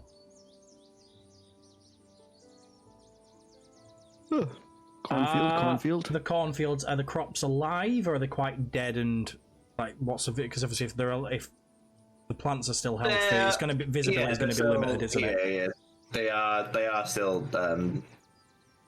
healthy looking crops. I don't know why this popped into my head, but cornfield, pasture, cornfield, pasture, orchard. I don't know. Just I've got no idea. I have a weird brain. Leave me alone, okay? I have a weird brain. Gardens in a farmhouse. It's very smooth. Becking cowards. Fucking cowards. It's the only bit I remember. I would like to sort of look. Obviously, we're raised up on the horses. Can we kind of see like the top line of all the crops? Yeah. I would like to see for any like birds, sort of, like flying up from areas of the field to see if there's any indication of anything moving within the crops. Okay, give me a perception. Sure thing, chicken wing. I still have a Jimmy around as well, don't I? You do, yeah. That is perception. Did you say? Yeah. 12. Yeah, you see, you notice like a couple of birds flying around, but nothing that would suggest that they are been disturbed. escaping. Okay. Yeah. Can I use Jimmy to have a look around the area, just to see if there's anything out of sort as well? Yeah, Jimmy was a owl, wasn't he? Yep. Do you have an owl too in handy? Where's your owl? I didn't know. Owl. There you go, just get this shitty owl again. There you go. It annoys me that it's not a circle. I know, same. I will make. The problem is, there's so many familiars you can find that I don't have. I'll get a circular one. There you go, mate. Keep it. It's mostly been an owl or a rat so far, and maybe a snake. They'd be like the more common. Maybe an octopus if it's water, you know. So. My main thing is I just keep looking at our tokens, and like every other token has that little border except ours. And I'm like, should I just go add them? I'm like, no, you don't have to. It's fine. So you should be able to control the owl now. Whoop, whoop. Okay, you're in right. front. It's up to you if you want to proceed forward. So Jimmy you're will the plan go maker. that way. I'm the big Gotta make heavy sure axe. he's within 120. I'm not a plan maker. I isn't just it? shout horse syphilis at orcs and prey. Yeah, that's a plan. Oh, there's loads of room. Okay. So we'll start going here. We'll look through like the orchard and the cornfield first. Yeah. Yeah, you don't really notice anything out of the ordinary. You do notice that on kind of like this side, and in the orchard, there's a lot of crops that have been burnt. Bye. Kind of towards the edges where you guys are, and where you can see the crops look okay, but there's a lot of burnt and destroyed crops throughout the other sides of the cornfield there. All right, we'll go for gardens, farmhouse, and cornfield next. I think I'm almost at the edge though, right? Yeah. Yeah, again, it's quite normal looking, I guess. Would we Nothing finally too- have a peaceful visit? No. No. I We can know cry. that. We just got to figure out where the non-piece is coming from. And I guess I'll just hover around here and look at the last two, the pasture and the destroyed barn. Okay, so as you fly around by the destroyed barn there, you notice that it's been burnt down to the ground. There's nothing left but rubble of the barn. But on the path sort of between the farmhouse and the barn, you find you see the corpses of 2 orcs and about 5 humans, and they're like swarming with flies, and they look quite like rotted out and like they've been there for a few days at least. Anyways, looks like we missed the fun. They put up a fight, but unfortunately it looks like that they've been taken down. The barn might have been where they were holed up whenever the attack happened, as that's what's been destroyed. The farmhouse looks intact. Some of the fields and part of the orchard and gardens have been burnt down. I didn't check the outhouse though.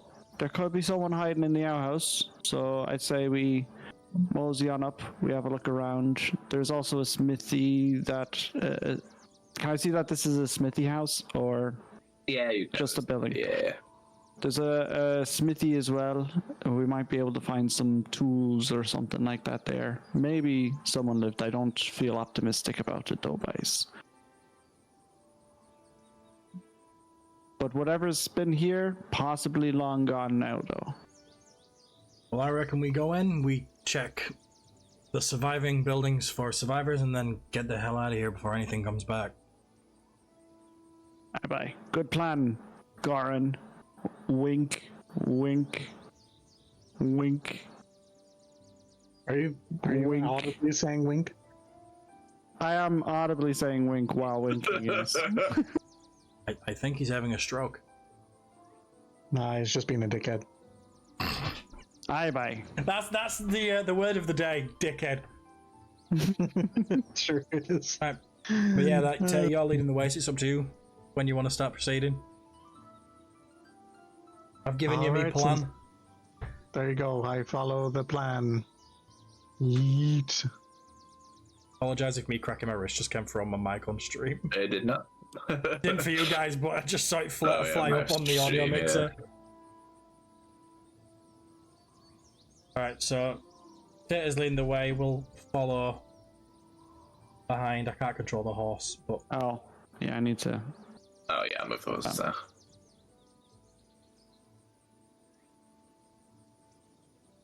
I mean, to be fair, would it be easier through the for the cornfield, sake yeah? of it, just like make note that we're on the horses and just leave the tokens there? Just it's less Yeah, move. I can do that. Yeah. But it's less confusion then.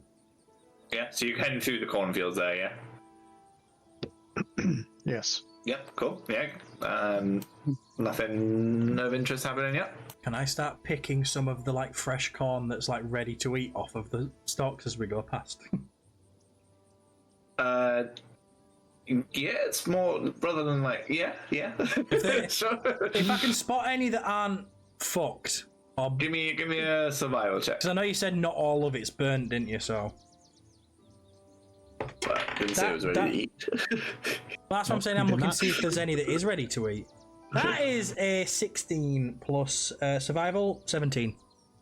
Okay, so yeah, you managed to like while riding to be able to grab one. You do manage to grab like a shuck of corn. Nice. Shuck of corn. That's what they call it. I think it's a shuck. Yeah. corn. Okay. I mean, it sounded like you were just. It sounded like you were just saying. corn. You shuck the corn. Yeah. It sounded like you were just saying Shaka Khan. That's the one. Chuck corn. Where do you think they got their name? All right, are you carrying on? Bye. Bye bye. Bye bye. Orchard. Orchard. Sandwich. Yeah, going through the orchard is also fine. You notice there's like a few of the trees are burnt, and yeah, nothing really of interest. Do any bear fruit? Yeah, most of them have got apples on. Got 17 plus 1, 18 to grab an apple that looks fine. Yeah, you do as you ride past, you find a low hanging fruit and you take it. Oh, not the low-hanging one I was hoping for. I thought we're just like scranning while we're riding horses. Yeah, just walking through this guy's fucking farm, just grabbing shit anyway. I'll pick some with Mage Hand as well. So, Okay. The curse just picks up an entire tree. Yeah.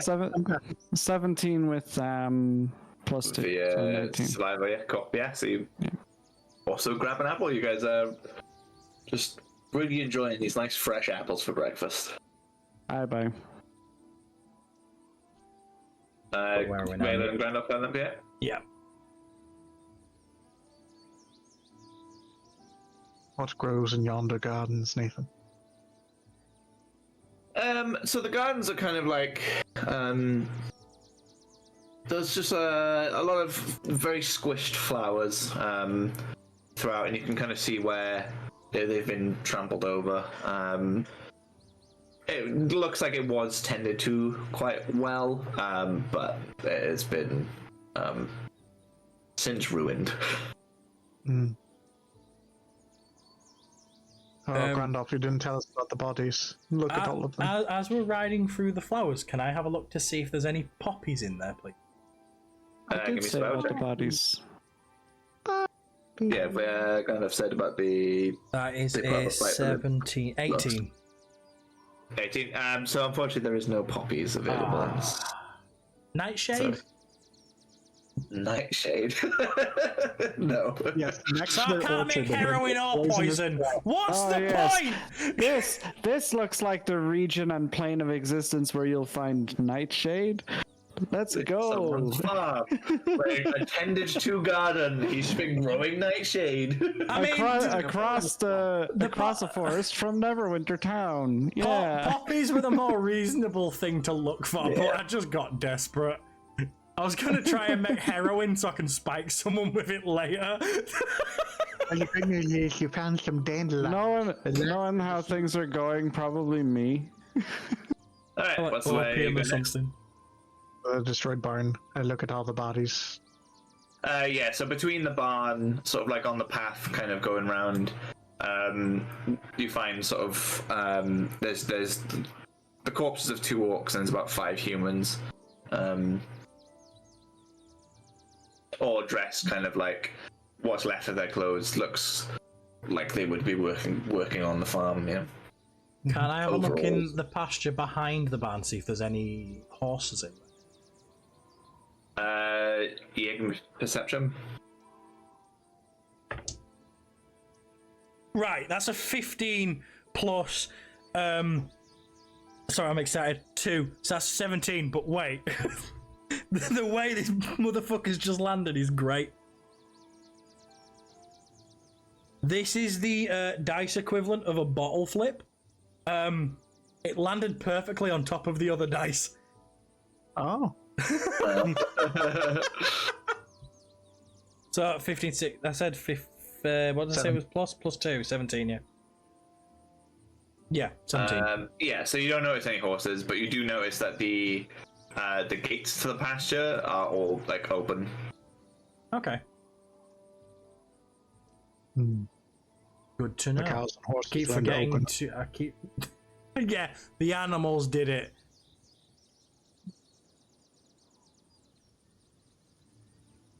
I Would would like explain that cow. to start pottering towards the destroyed smithy. Well, I'm gonna tie the horse up for now against the fence. Okay. I take the horse down to the pond and lead him to water, but I cannot make him drink. So as you approach the pond, you do notice just sitting on a lily pad by the edge of the pond. Oh, It's just a little frog. Fuck off. The thing is this one just a normal frog? I don't know. Do you know? No. Can I check for nature to see if I recognize its species? we don't- Yes. Okay. We don't remember Listen, the man, frog anyway, I put guys. extra points into nature on Shit, level we 3. don't, do we? So, like, I want to use No, we don't remember the frog at all, so we don't. So 19. Oh, wait, no, sorry. Plus 4. 20. 30, 20. What do I know about this motherfucking frog, Nate? It is a pig frog. a majestic pig frog. Okay. See, I know Nate probably just Googled types of frogs. Yeah. I'd like to think secretly he just knew pig frogs are a thing. you know, because the go-to would have been bullfrog. Yeah, so like I didn't want to go for bullfrog because it's too shit. So I was like, the only three I know fuck is you, bullfrog. bog standard garden frog, bullfrog, and poison dart frog. I'm like, well, it's not going to be a poison dart frog, is it? I was like tree frog. Nah, that's too. It's not even a tree. It can't be, yeah. Lame. Although it is the one, I don't know if you guys have seen the meme where like the guy like has the frog and it's like yelling at him like rah, rah, rah. Oh, is it that? And then like and then it gets quiet for a bit. Yeah, and then it makes the orgasm sound. But yeah, I'm gonna start pouring on towards the smithy. Okay. While Tate pleasures a frog, apparently. Yeah, go and move where you want to go. I keep forgetting to move my token. I'm so sorry. Yeah, it would help. Yeah. I have You to don't. follow you. I mean, you don't have to follow me. I've tied I the horse up, so I'm on foot now. Ideally, you guys should be like smaller tokens because obviously it's quite a. Yeah, I was gonna say. Like, Yeah, we're giants. Everything's a lot bigger than what you see it as, but Yeah. can't be that's faffing with the fucking grid. So We're difficult giants to now. We've just cast really- enlarge on ourselves, you know? Yeah, I'm yeah, looking so- around with him.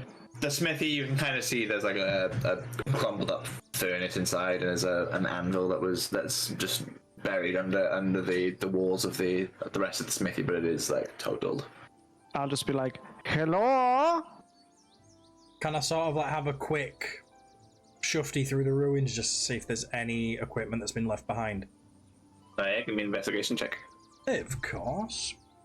Investigation is. My phone screen keeps forcing me to look at wisdom for some reason. Give me 1 second. The perks of having a head over phone to the that's older farmhouse, than by my the way. child. Investigation is a +2, so that is a nat 1. I ain't finding shit. No.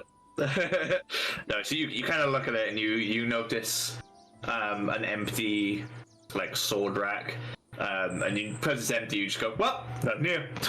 Immediately just accept that it's empty. Oh, that just makes me think there's something fucking good in there, and I'll sort of stack up on these guys at the farmhouse. All right, head to the farmhouse. Yeah. Yeah, I'll start looking for stuff in the farmhouse, seeing if people are alive, looking for, I don't know, maybe books or something like that. So. Randolph, don't you know it's rude not to knock? Were you going into the farmhouse? Yeah. We'll say I say hello first before I go in and give a little rap on the door as well. How's that? Just to appease Tater. Super evil. Fucking count. Is there any sort of like signs of like a storm Villains in the cellar or anything Feywild. on this building? Give me On the 1 sec. exterior? Yeah, he's looking for the interior map. It's on here. It's They're it's the over on the right Feywild's most side. musically gifted. Randolph is so musical. He's going to write musicals. Wizard I really am. I'm Wizard not on musically Broadway. gifted at all. All right, so over on the right hand side, you'll see the part of the map for the farmhouse exterior. I'll assume which side of the farmhouse do you want to approach from, the north or the south? Front door. Which way is north? Guess which side? Front door. North or south is the question. There's 2 doors. Marcus, piss somewhere. What side's the front door on? Marcus, piss somewhere. I need to know where north is. I point towards the direction of Jesus, and then I'm going to say north. Okay, so where are the rest of the other two? I'm just gonna follow in behind Randolph. Okay. You were too late, motherfucker. I was already behind him. I've disappeared under back. Oh, look. Would you look? A glorious hole right there. Is What? that a well? It is a well, yeah. Well. Well, since I'm next to it, can I have a look down the well? Yeah, give me an investigation check.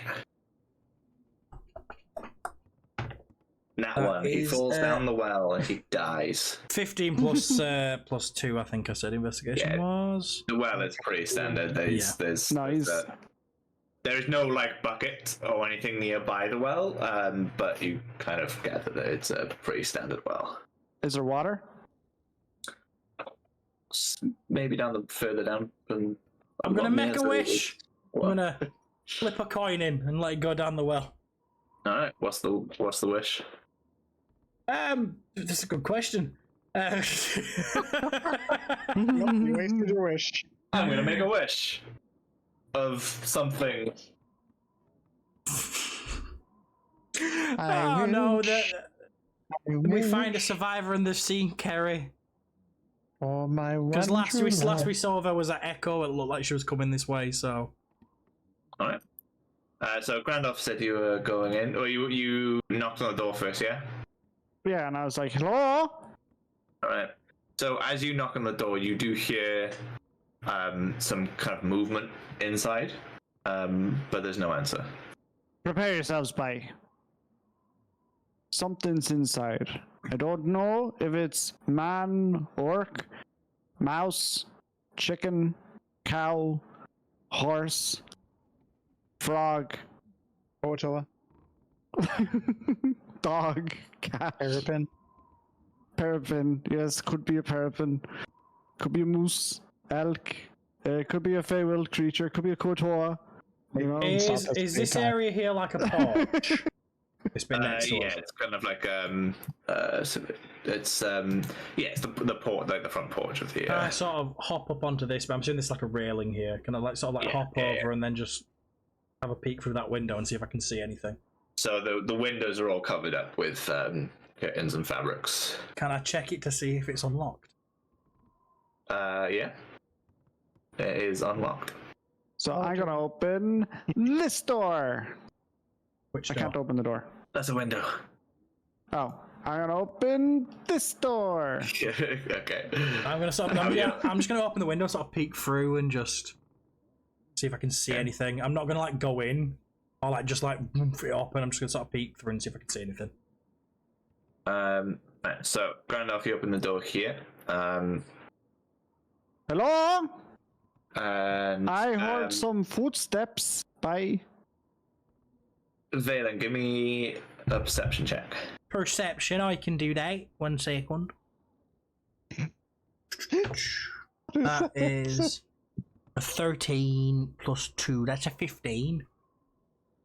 So, as you kind of peek in, you're able to see a lot of the room inside. And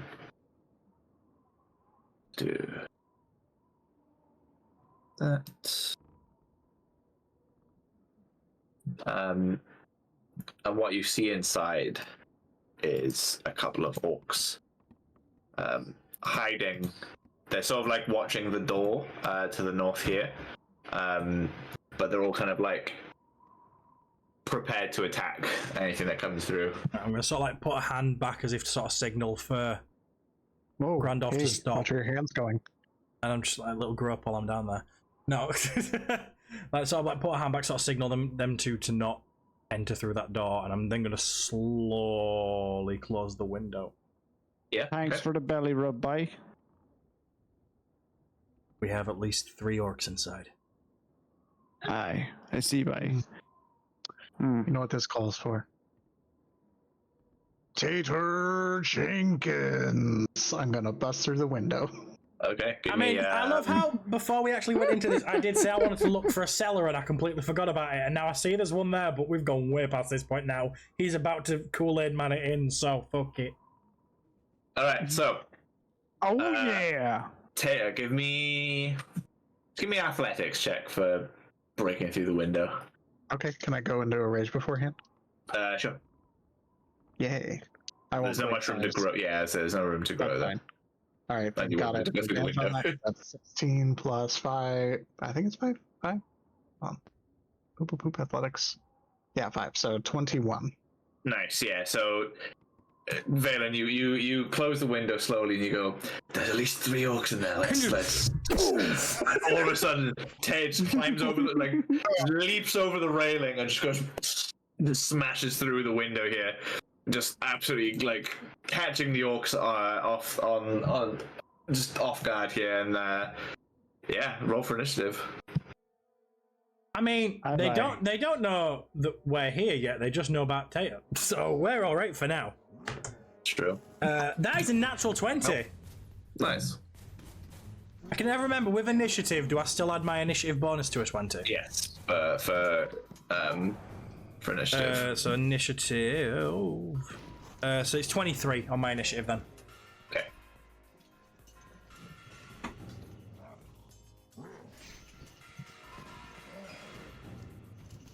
4 was yours, is it, Taylor? Yeah. 12 for ground off. 13 for Marcus again, so we need to change that a little bit.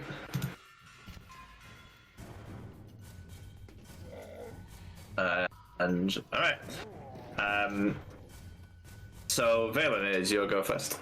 I am going to once again I'm gonna stop the ruckus and stuff of him diving through. I'm going to use that moment to open the window, still fairly quietly, so they don't hear it opening again. But I'm going to leave the curtains pulled too, so I can sort of see through that crack still. But and then I'm just gonna. Well, that is my action, isn't it? So. Well, you can kind of do that as. In that case, I'm going to do that, and then is it okay if I hold an attack with my longsword and wait to see movement go past the curtain? Yeah. I think. I don't like that shit in Dread. Straight through. This is a plan, but I already know Tater's going to walk past him. My character's going to be like, orc! Well, technically, he's still an orc, so. Yeah. Okay. So the orcs themselves are surprised. They are. While they were aware of someone's presence and they were waiting for someone to come through the door, they were absolutely not waiting for someone to smash through the window behind them, so they are taken by surprise. So it is Barkus' turn. If anyone would like to tell Barkus what to do. We'll go on. Goodbye, Barkus. Goodbye. Goodbye. Excellent. Alright, the grand open. So all you know at the moment is Phelan said there's orcs inside and Tater has just jumped through the window. Oh, I'm busy saying goodbye, Barkus. Goodbye. Goodbye. Ooh, goodbye. And then I see him jump through the window. I'm like, the fuck? Goodbye. Alright, Tater, it is your turn. Seriously? Okay, alright. We all know what's about to happen. I know. Listen, I know. It's fine. I'm just gonna throw my hand axe at him. Is that metagaming? No, I genuinely would burst through the door and then throw something. Okay, go for it. I'm not gonna charge right at them. I don't It know would where they make are yet. sense. So I Throw see them. one, then I'm close okay. the gap, yeah. Well, I will say, right, in Grandolph's defense, all that's happened is Yorkie's put his hand on his chest. He hasn't said anything. Tater jumped I through the did fucking say window. something. He did, I told you both there's 3 orcs. I said there's at least 3 orcs inside. And I don't know where. I just know 3 orcs inside. Tater jumped through the window. You've just put your hand on my chest, and Barkus is being a good boy.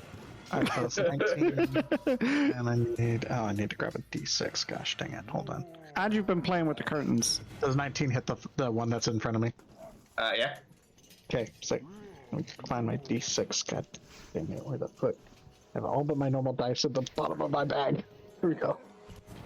All right, 1d6. That's why you need a plus dice tray. I have a dice. No, Okay. like a dice tray organizer like that. Oh yeah, well, I mean, I need one of those too. can say no to my It is dragon cool, bag. that. It is cool. So it's gonna be 3 plus 3, and then I get plus 2 since I'm raging. So that's gonna be 8 damage total to the first. 8 damage total, nice.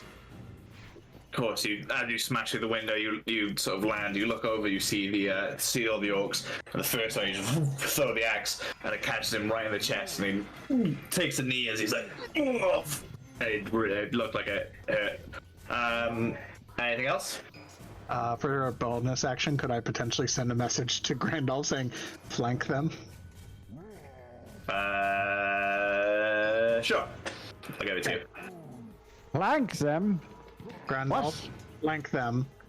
Side door. One you were going in. Yeah, we don't know what's behind that door. Yeah, we don't know So what's fingers behind the door. crossed. Well, Grandolph opened this door. I sent the message. Oh, did you open it? Oh yeah, I did. Yeah, it's I like did open Grandolph that door. opened Yeah. the door. Inside, it's just like a foyer. So it's empty inside. But I don't know what's over here. Yeah. Grandolph. So Tate's then, and Valen, your turn. Is it not the orcs, go? They were surprised. They were skipped, and you are before them. That is fair enough. If I hold an action again, I can't then, if they move in front of it, I can't then activate my bonus action to do a flourish at the same time, can I? Because I've held it, and it's technically not my go anymore. That's correct, isn't it? It would just be the straight attack. Yeah. Because you're turning your attack into a reaction instead of. That is fine. What I will do is I will use one bonus action this round and then hold my normal action. I'll use my bonus action to give Grandolph Bardic Inspiration. And then I'm gonna just hold my attack again on that window. Okay. So the orcs are up. The first one that got hit with the axe, he's actually gonna like pull the axe out of him, and he's gonna throw it back at you. Shit. Which is not gonna hit at all. Just, Grab it. he's so hurt by the axe as he rips it out. You know, just and it just like lands on the floor in front of the window there. I was hoping that I could catch it. The second orc, he's going to take a step to the side here. He's holding a javelin, and he's gonna also throw it at you. Fucking hell. Shit rolling today. Again, and just kind of like throw it, and it hits the wall here. So not even like close to you. It just again into the wooden wall on the side here. Hey, you try and be accurate when someone busts through your window. Nah, They are so like you can see that they are like just not like coordinated at the moment. They're in like a dining room at the moment as well. So he wasted all of his good rolls on the horse. and the third orc is actually gonna he's gonna pull out a horn, and he's gonna blow on the horn and then shout, intruders, and from upstairs you now hear just like a lot of like and as you do,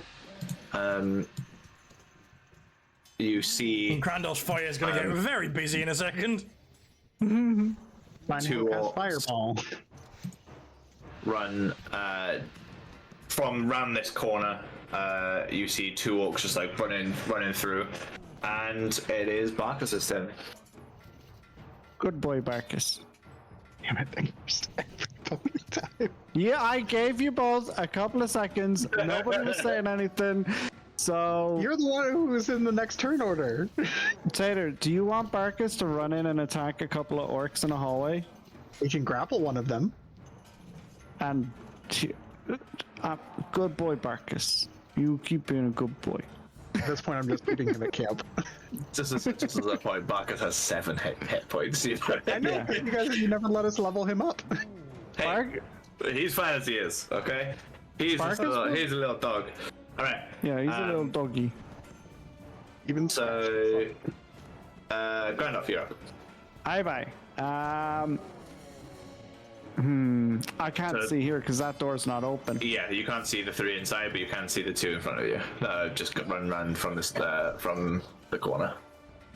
So I'm gonna flame and sphere. I'm actually not here because then I won't hit this gobshite over here. So I'm At the gonna point flame you and are in a sphere. wooden house. No, set on fire. Let's set the whole thing. No, because we burn. don't know if there's any survivors in it. If there are this many orcs, there are no survivors. But there could be. There's a chance. All right, chill touching it. Chill touching this guy and this guy because they're right beside each other anyway. So, an oldie, Save, yeah? a new oldie but a goodie. It is not a save. It is an armor class 1. So Okay. it's Attack roll, and I yeah. hit 1d8. So I need a 1d8. So I need that and I need this. Right. Let's go. 19 plus 6, I think. it Definitely is. hits, yeah. Oh, plus 5. Okay, 19 plus 5. Okay, so I need 2 d8s then. So the one for the on the top, 4 damage, and the one on the bottom, 5 damage. Lovely. And of course, I am going to close the door very quickly, and I'm going to usher the doggo just out of the way here, just further outside kind of way. Shut So, up. yeah. All right, Taser, you're up. You know, about here. Well, considering that the one with the horn called for backup, I'm going to move. Let me check my movement, make sure I can get over there, because I would definitely want to boop. Yep, okay. I'm gonna go. Avoiding the window, I see. Yeah, cool. Listen, I want to take a direct path. If I really Not want to, I going could for the go first diagonal. one. Well, no, but to be fair, he's going for the one with the horn, so he would take Yeah. a diagonal path. Exactly. Alright. A diagonal and then slightly angled path. Take him swing. Yeah, I'm gonna do a little swanging. So let's see if that's gonna be fucking hell. Please tell me 11 plus 5 hits 16. It does indeed, yeah. Oh, thank fuck. Alright, let's see what. No, not my. What the fuck? Where's my. Oh, there's my great axe. I was like 1d12 plus 4. Yep, that makes more sense. Yeah. I've been blessed, boys. 12 plus 4, 16 damage to the horn boy. Nice. So yeah, you run up to this guy. You see Grey Axe, yeah? Yeah, so you just go, and you just cut off his entire arm, and just Okay, blood one just holding the horn. explodes out of him. Yeah, his horn just lands on the floor, and he just drops down to the ground. Only Dead. cowards call for help. Nice. Anything else? No, because barbarians' bonus actions aren't really good. Pretty much, yeah. Alright, Valen, you're up. Having now seen that there's no point having this because I'm about to probably get some company from the side, I'm gonna hop through the window. Okay. Give me Oh Christ! acrobatics. I'll say the one I broke or the one that you have slightly The open. one, to be fair, mine's already open. Yeah, so it's not like I'm having to burst through anything. Acrobatics is oh, that's nice. That is a 14 plus 3, Nice, cool. 17. So yeah, you jump through it absolutely fine. And it's like, well, calling for your friends is fucking rude, and I'm just gonna go straight at that one with my longsword. Yeah. So that'll be 1 second. It's in actions somewhere. There it is. I scrolled too far down. So I'm gonna do first swing with the longsword, Aw, good old goose. which is an 15 to hit, Yep, that hits. and I'm gonna do. This is 1d8 plus 2. So that is a 7 plus 2, that's 9, and then I'm also going to... Just to stop you there, the first attack's gonna kill it. Just so Okay. you know. Cool. So yeah, you run up to this first one with your longsword, and this one's the one that's just had the axe in it, so it's already bleeding. Oh yeah. And you manage to like get it in the wound that it already had. The sword just goes straight through, and you like twist, and the orc just goes, just drops down to the ground, and it dies. All right, so I'm just going to run in, slash him and kill him. Then so I'm going to like roll around him to like get past the body. I'm just going to run at this one, and then bonus action, second attack with my offhand weapon. Where are you now? I've just put you in there again. So that'll be very nice. That is a 19 plus 4 to hit. Hits, yep. And Are the cats getting there, Nate? It's 8 o'clock. It's at dinner time, so they're just. that is 5, 6. pestering. That is another 7 damage to that one. Nice, cool. Cool. All right. I'm taking the orcs off the bloody thing now. Let's remember this one.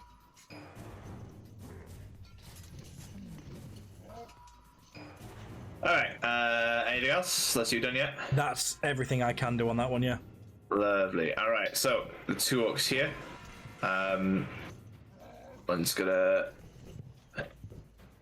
As he runs, he's gonna like barge through the door here. To Barkus here. Should Barkus not be with me? I said I ushered him with me.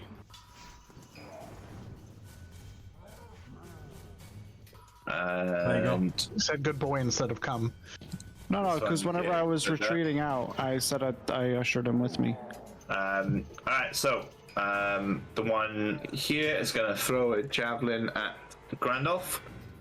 That is going to be. That's an 8 to hit. I rolled a 3 on every one of their attacks so far.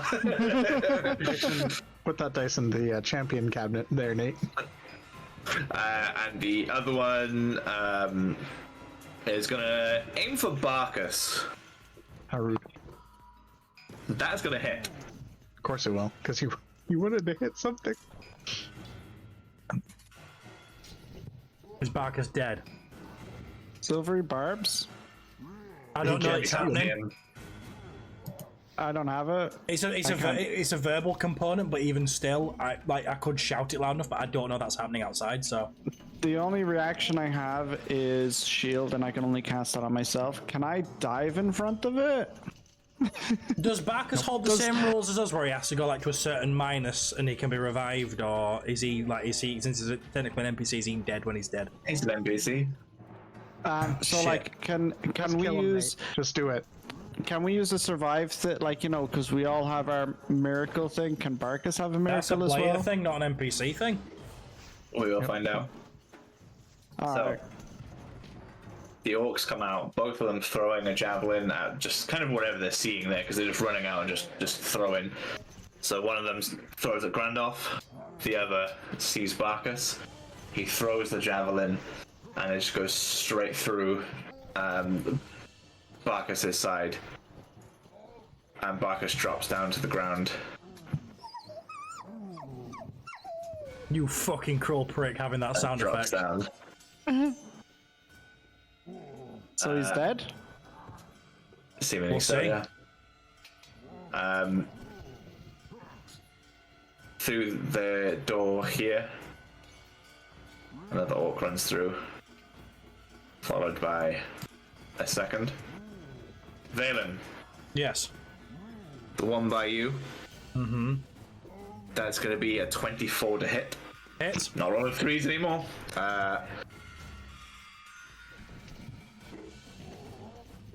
And that is going to be 6 slashing damage. Okay. So he pulls out its axe and just goes, just catches you across the, kind of right here, across the shoulder, chest area. And once again, you guys hear more footsteps from upstairs. Did we hear the sound of Barkus whining in pain? Yeah, you get that, yeah. We heard that. Okay, good to know. Does Tater have like extra rage by any chance? Grandolph, it is your turn. Aye, bye. All right. Well, I'm obviously going to use chill touch on the two of them lads again. I should have asked the last one. Am I rolling one dice to hit the two of them, or two dice? Yeah, just roll the same damage for. Okay. Use it as like one attack. Oh, okay. I got a 20. So, yay! Roll me damage. Fucking finally! God, I get them so rarely. I get more ones than anything, as we've demonstrated earlier. And I got an 8. So that's what is it? Double or double? So 16 in total. I don't have a sound effect specifically for that. Let's see that. All right, both of the orcs drop dead immediately. They what does chill touch do? Can you send me the? Can you put the thing in the chat? Oh yeah, of course. 1 second. Just to see what it specifically says. It's basically a hand that comes down and touches them, but it's like a chilly kind of thing. Okay, skeletal hand in a space for a creature within range. Make a range spell on a hit, touch, necrotic damage, an undead target. So you've got something. You got a different ability that sends it to a second one, right? Yeah, it's the necromancy thing. So Yeah. Cool. Yeah. So cantrips cast on 2 things within 5 feet. two skeletal hands kind of like form in front of both of the orcs, like, and they just grip onto their faces, and then just, 2 of the fingers going into like, the eyes. Yeah, and you can kind of see like the orcs just like stiffen up, and they both just thump down to the ground. Can I use a bonus action to healing word Barkus as well, please? You can try. Okay, I am going to try and save Barkus. See, 2 plus 2 is 4. Nothing happens. You said Lily swear. Yeah. Yeah. I can't as well. She went, oh! All right, Tater, it is your turn. You know, it's not often that I do this. I'm going to do an unarmed strike on the guy in front of us. Yeah. That's going to You be have 11 your plus 5. you have your like your gauntlets in here. Yep. Hits yeah. I imagine that I've got the gauntlets just like up against the sword as I lift him up against the wall. Ooh, Okay. I could got like the bar tusks on them, haven't they? Nice. You hurt my dog. And that's just 8 damage. Like there's no, it's just plain 8 damage. 8. He literally has 8 health left. That's perfect. Yeah, I imagine like as I'm like lifting him up, it like the metal parts just sink into his skull. Just starts gargling and so sputtering. as they go in, they just go like very slowly. You grab him. He's sort of like wearing a hide armor clothing. You grab him and slowly the tusks of the gauntlets just go deeper and deeper into his throat, and he's like oh, I didn't and just starts gargling on his own blood, and it just pours out of his mouth, and he just hangs in the air dead on your fists. Valen, you just see like the utter rage in Tater's eyes at the moment, and he looks like uncontrollable at the moment. Tater, I'm gonna send you a quick DM. Oh, good. I love when that happens. Because otherwise it'll All right. to Valen's turn. It's Valen's turn now, yeah. I'm gonna run through this door. And then, seeing these two here, I am going to cast Thunderwave at level 2. Which is a Constitution saving throw 14. Yeah, in 2 seconds.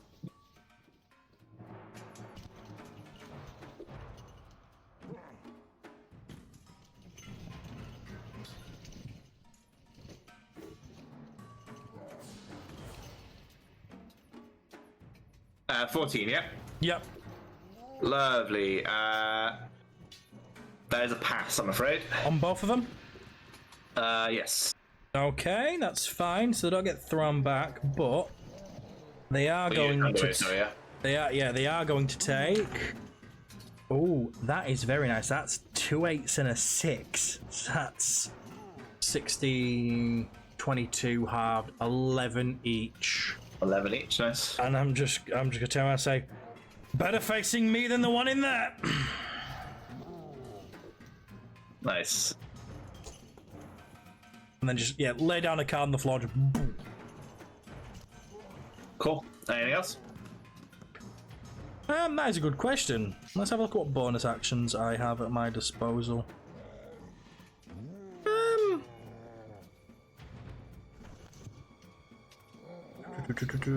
I'm just having a look through what my different flourishes are. Mm-hmm. So I could potentially use one of my bardics to do a mobile flourish, which no, because I don't really want to. No, I'll stick with it, and that's gonna be. So I'll bardic inspiration myself. Okay. And then I'm just gonna take a step backwards, and that'll be me. All right. So the orcs are up. They're gonna rush at you here. Yep. And the third one is gonna come out of that room there, and one down the stairs here. So first one. Yep. Is going to be 13 to hit. Misses. And the second one is going to be a 23 to hit. Hits. Hits, yeah. That is... Nice. That is going to be 12 slashing damage. Okay. Let me just go down here. Yep, Yeah. that's fine. Third one is going to be a 21 to hit. 1 second. Cast shield, so it doesn't hit now. And then the last one is going to throw a javelin at you. That's going to be a 16 to hit, so I assume Misses. it doesn't. Yeah. And once again, you hear footsteps running upstairs. Grandolph, your turn.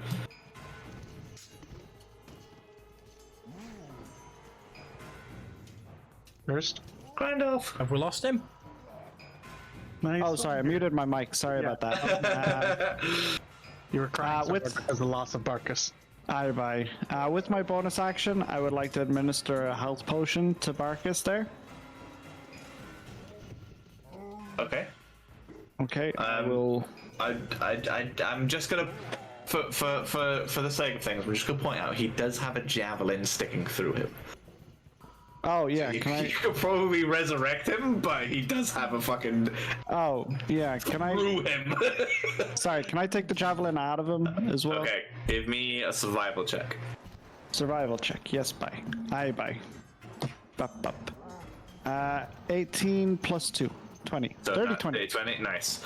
So yeah, you crouch down by Barkus and you see the javelin. You very carefully, without kind of causing much that extra damage, you pull the javelin out, just sort of like leaving open this wound. But due to the healing word, you see the wound start to slowly close. Oh, phew. And I will still administer said healing potion to help him a little bit more. Okay. What's the healing potion? Is it 1d4, 1d6? 1d4, yeah. 1d4. Bye. No, that's not very good. So I get it's a 1 plus. Do I get like the wisdom onto it as well, the +2, or is it just a straight 1d4? Straight I haven't used very many potions. Okay, so he just gets 1 extra. That's fine. Okay. Did all of that count as my action, or do I still have that? Yeah, you would have taken some time to pull that, pull the javelin out there. Oh shit! Sorry, Yorkie. You all right? All right, Tater, you're up. Hater, smash! And I'm going to charge through the door. Yeah. And flavor this however you want, Nate. Basically, I want to grab the first one that's in the entrance to the door and try and shove him into the second one. Yeah. If Through I the can window. through the window, through the wall. I don't the care sweat drips as down long your as it, balls. Yeah, give me a athletics check. Yep. So far we've got an 18 plus 5, 23. So that's going to be the athletics. Nice. Yeah, move up, going on. Whoop.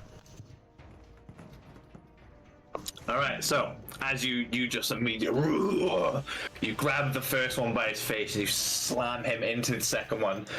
The first one dies, so he was quite wounded from the thunder wave, and he, as you push him back, he hits the axe of the second one. That is, he's holding his axe, and you just kind of like split his head in half through the axe.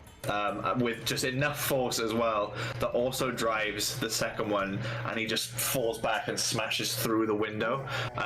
He doesn't look dead, but he definitely, like, that definitely fucking hit.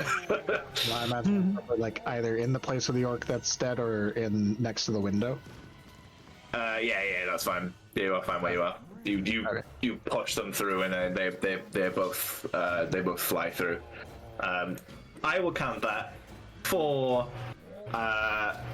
due to the rage. I will count that as your bonus action. So I will allow you to in have that another case, action I'm gonna unarmed because it was cool. again. The orc next to Yorkie. Yeah, That's gonna be a 19 to hit.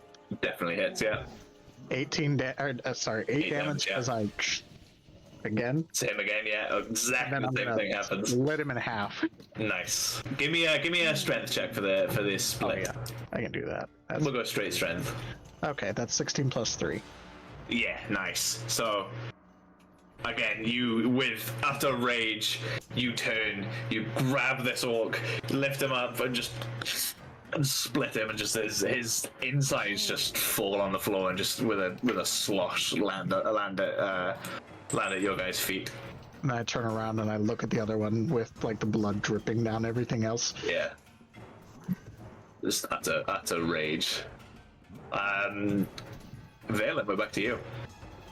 I've not used this spell yet. Obviously, I've seen that one go out the window, so I know where he would have landed, so I can still use this, because this attack can't miss. Okay. I'm going to use Magic Missile, Okay. which I rolled a 4 on, and it's a 4 plus 1. So that's 3 darts that all do 5 damage. One's going straight, so I'm going to sort of like cast like 3 floating cards and just like do that.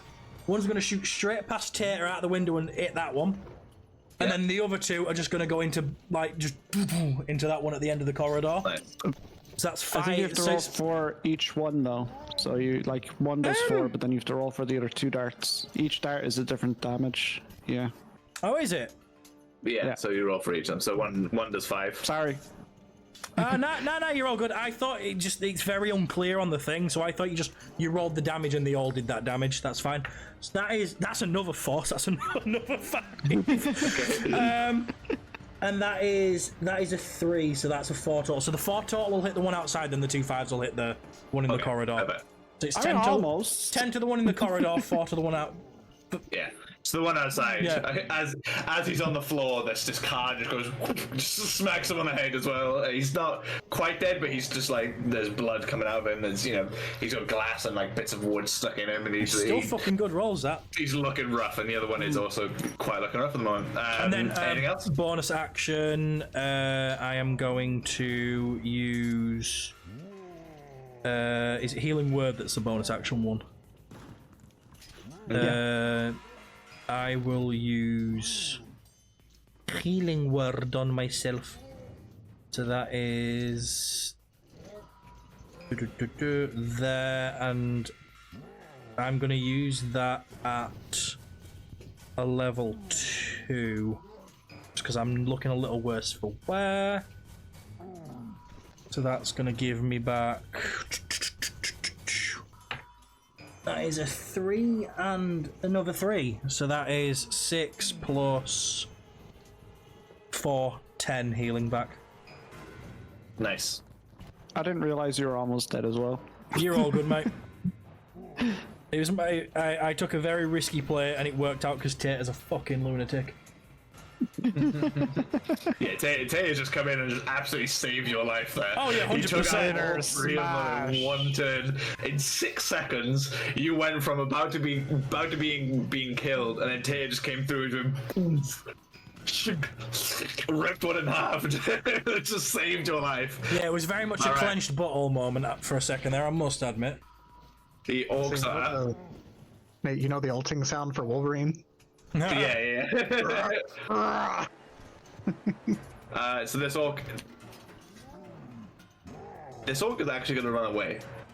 So he starts like heading away from the ranch. I'm going to keep him here for a second, just because it's easier to see. But yeah, he's going to try and start escaping there because he's looking very ropey. This one, reluctantly, he's you can see he's kind of like hurt, but he also saw what you just did, and he runs up to you, and then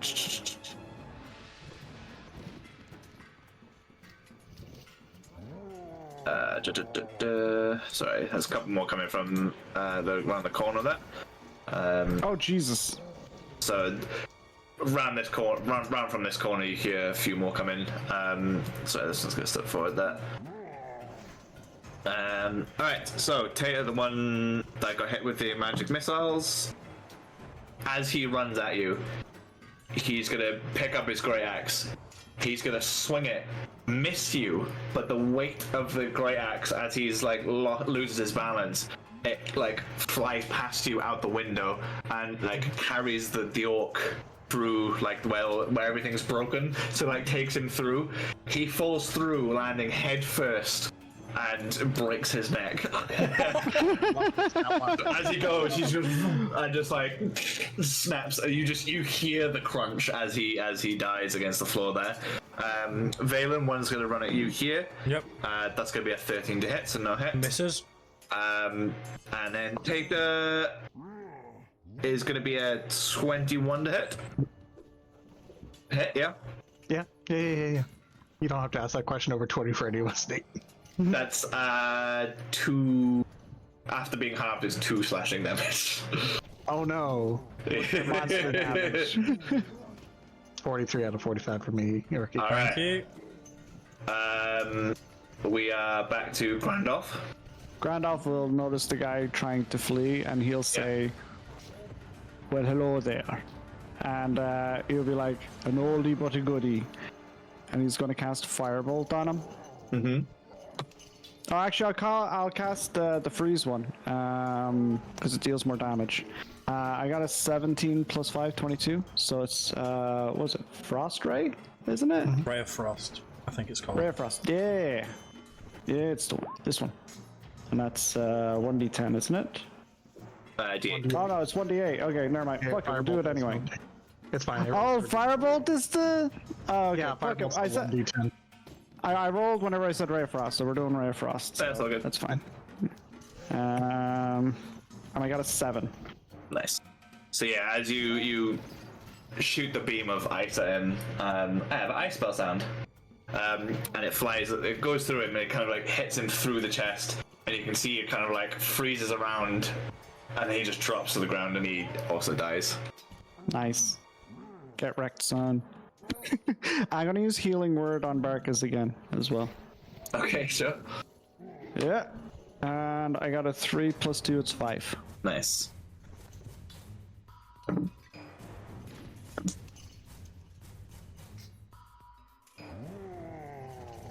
Net rolling dice like he's pretending he's gonna bring Barkus back. I was rolling death saves for Barkus. Ah. I rolled until there was an end result. Yep. And I saw that Anyway. sigh. I saw that sigh as well afterwards. Anyway, Tater, it's your turn. I'm gonna take a little step forward here. I'm gonna do a. I really want to grip these two guys at like an angle. I want to open my arms wide, slam them together, Okay. Give me athletics check. They'll do a strength save. Okay. 19 plus 5, 24. Yeah, they both failed. One drastically failed. So unarmed. I'll do unarmed for each of them. So that's 8 off each. Number them 1 and 2 for me. Okay. Top one's gonna be 1, bottom one's gonna be 2. Okay, so you grab hold of the one at the top with your right hand, and as you grab the other one, you swing him across. You slam his head into the other one, but because you have your the talons sticking out, he also hits the talons, so he immediately dies. Like he just eyes into the talons. He got a critical fail, so I'm going to double the damage for Very nice. for that. Yeah. See, you grab him, you just hit. You crash their heads together, but also he hits the talons there, and this guy's looking very ropey at the moment. Anything else, Tater? No, I think rawr. Yeah. Valen, it is your turn. I am going to, because I really like this spell. Oh, but I don't have a lot of spell slots left. Nah, fuck it, I'll just go sword attack then. 1 second, I've just accidentally backed out of my character sheet. I'm just gonna longsword this one directly in front of me. Yep. So that is a natural 20. Nice. Which is nice. So it's 1d8 plus 2. So that's a 6, 7, 8, 16 damage on this one in front. Nice. That immediately killed him. And then with your longsword just slice open his belly and just his insides fall out and he goes and drops onto the ground. Tay, you've still got hold of this one, haven't you? Mm-hmm. So as that one drops, I'm just going to run up, and then with my offhand scimitar, I'm just going to bring it up, up the dude's torso. Okay. And try and just completely gut him. And that is a 13 plus 4, 17 to hit. That hits. For 3 for 5 damage. Nice. So he is looking very, very ropey now. Alright. And The orcs are up. Mm-hmm. Tata, can you give me a strength check? He's going to try and break out.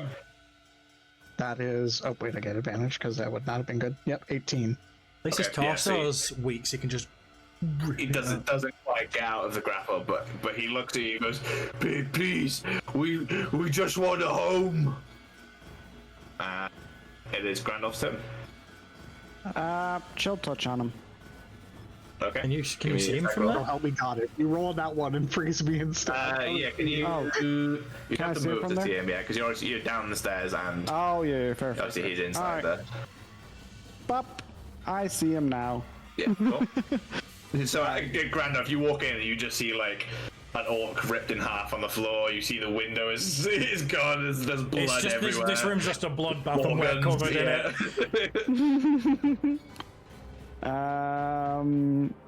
Oh shit! I got a 9 plus 5, 14. Does that It hit? does not hit. Oh well. I will. Oh wait, hold on. Oh wait, I should have. You need to. You need Yeah, to do it before Yeah, I the need to call result. it first. I need to call it first. Yeah. So. All right. That's it. Tata, you're up. I'll give you a home. In the afterlife. And then I'll bear hug him to death. Okay. Roll for an attack roll. We'll do it as an unarmed. 19. Yeah, that's gonna kill him. Nice. So yeah, you squeeze hold, and you just hear all three of you actually. You hear the bones Crunching. just pops and crunches, and the orc just falls limp in Tata's arms. And we're back to Valen. I'm gonna. It's like we've got the upstairs and we've also got that room. I don't particularly want to go upstairs and risk them coming up behind us. Fuck it, we'll kick this door open. Okay. See what's in there. Are you kicking it open, yeah? Yeah. Give me an athletics check. Awesome. That is a 15 plus 3, 18. Okay, yeah, the door smashes open. Is that classed as my action? Yeah. Okay. So in here is like a kitchen. So there's like quite a large butter churn. There's work tables, shelves of food stuff, and ale, and like hanging pots and pans. And there's a small table just in the middle, about here. I don't know why the maps don't come with these things. They don't. Yeah, it's weird that there's no furniture. Yeah, small table here with there's like a skull-shaped wooden mold, but nothing else much of interest. I'm gonna sort of take a step back this way to leave the path upstairs open, and I'm gonna give. I think me and Kirstel have Bardic, but you don't have Bardic yet, do you, Tater? I don't think I've given you it yet, have I? I'll give I'll use my bonus to give a Bardic charge to Tater, and then that'll be my go then. Randolph, yeah. Aye, bye. I will see the movement of Valen. Can I make a insight roll as to what he's doing? I mean, you can kind of see what he's doing there. It's fairly obvious what he's kind of kicked open the door, looked inside, and then moved out the way. I think that one's fairly obvious. Alright, I'd like to hold an action, a chill touch, if you will, just kind of ready. Love how we've all just like ignored the fact that there's still a room there. We'll get All to right. it by. So, Tater, in your uncontrollable rage at the moment, you see red. You see nothing of an ally. You see nothing of enemy. You just see pure red. It is your turn. Yep. Well, I'm gonna do an oldie but a goodie. Oh fuck! Valen does a 16 hit your No. Okay. Cool. So, Valen, as you stood there, Tater, you turn, you look at Tater, and you don't see Tater anymore. His eyes, there is nothing behind his eyes, and he just brings his axe down. You're in like armor, right? Me? Valen? Yeah.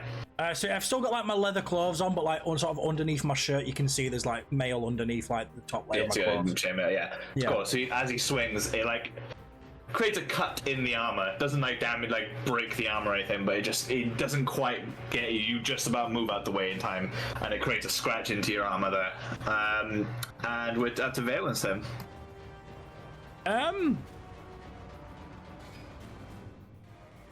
No, I'm just reading. I am going to use. Mateo, can you give me a wisdom saving throw, please? I can indeed. That's an @1. Awesome. Oh, that's fun. Does that mean I do double damage with dissonant whispers? Yes. Okay. 1 second. I need 3 dice. There we go. That's 3 on top of the one I already had. That is 6, 12, 16, 18 doubled. 36. 36. That's psychic damage. 36 psychic damage.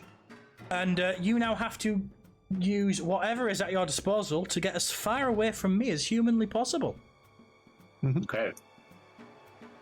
Once it's Grandolph, you're up. Oh, that saves me. I was going to use Command Flee. It still say I have a verbal component. So I don't know, I'll just look at him and be like, you might want to rethink that. Yeah, so I'm just gonna. What the fuck is going on, guys? And I'm just going to like. I guess try. That brings you down to what, 7, Tater?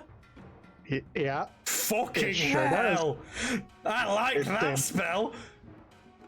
I was gonna pop in here and I'm glad you use it on me. wait. Turn up, Valen's got some fucking damage, man. Oh wait, hold on. Oh, I know. I don't doubt that. So I'm gonna use my Raven Queen thing to basically teleport in here. Boop. Okay, cool. That's probably a better move. That's probably a smarter move than just hopping in here. So Dissonant Whispers, does that entail a wisdom save before he has to move, or? Let me read it again for you. The Whisperer of only one creature of your choice within range can hear, reckoning in terrible pain. The target must make a wisdom saving throw. On a failed save, it takes the damage, and it must immediately use its reaction. So yeah, he has to move, and then it'll come around to his turn. So if he wanted to come back in his turn, he could. Okay. Oh, So in that case, The creature doesn't move into obviously dangerous ground such as fire or a pit. So you wouldn't just run outside and fall down the well. Yeah, but you would move as far as you could away to your movement distance from Valen there. Yes. So you would run 30 feet. To Bacchus. Yep. Who you don't see bad. as an ally. So, Tater, as it is your turn, Yep. you run out of the house and you see Bacchus's body on the ground. And your rage ends. All of the emotion of the anger dissipates, and it is just replaced with sorrow. And that is the end of the battle.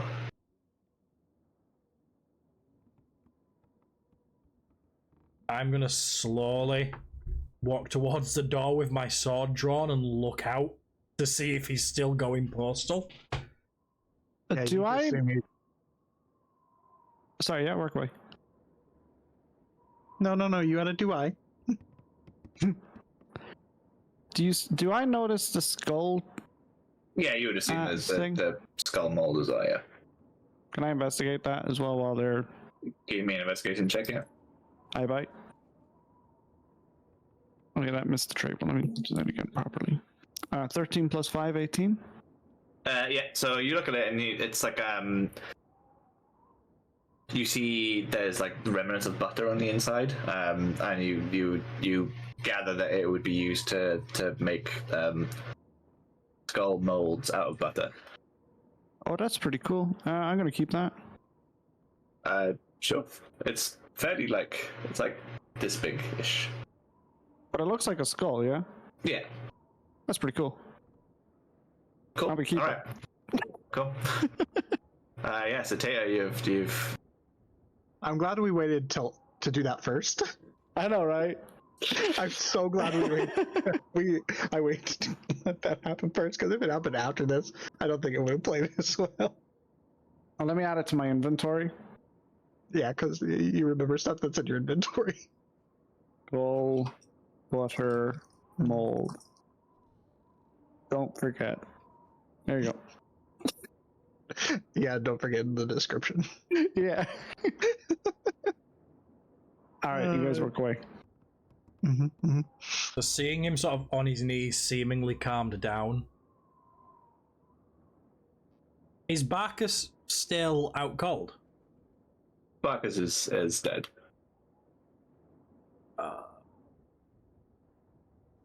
I am going to draw a card from my deck. And I'm going to gun finger up to my... No, I'm not. I'm not. I'm going to put my hand on his shoulder, and I'm going to use my card for Healing Word at level 1. I'm going to give you 1d4 or heal. Do you roll that? Do I roll that? You, I'm not sure. can roll it. I roll it. Okay. That's a d6, not that one. Oh, and that is a 4, so you get 8, you get the full heal. Oh boy, after you took 36 off. That was a fucking good hit that I gave you. Well, it also helped I rolled that one. That is one of my new favorite spells.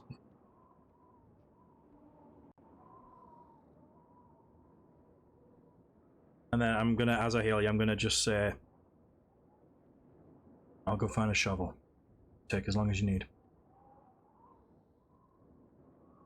Does it go off? I'm just gonna sort of walk off and start looking around the grounds for a shovel. Okay. Taylor gets up from his knees, picks up Barkus in his arms, and just starts walking back to Phandalin. Okay. Just heading. You're just going. Just straight back. No stopping, no resting, just walking. Okay.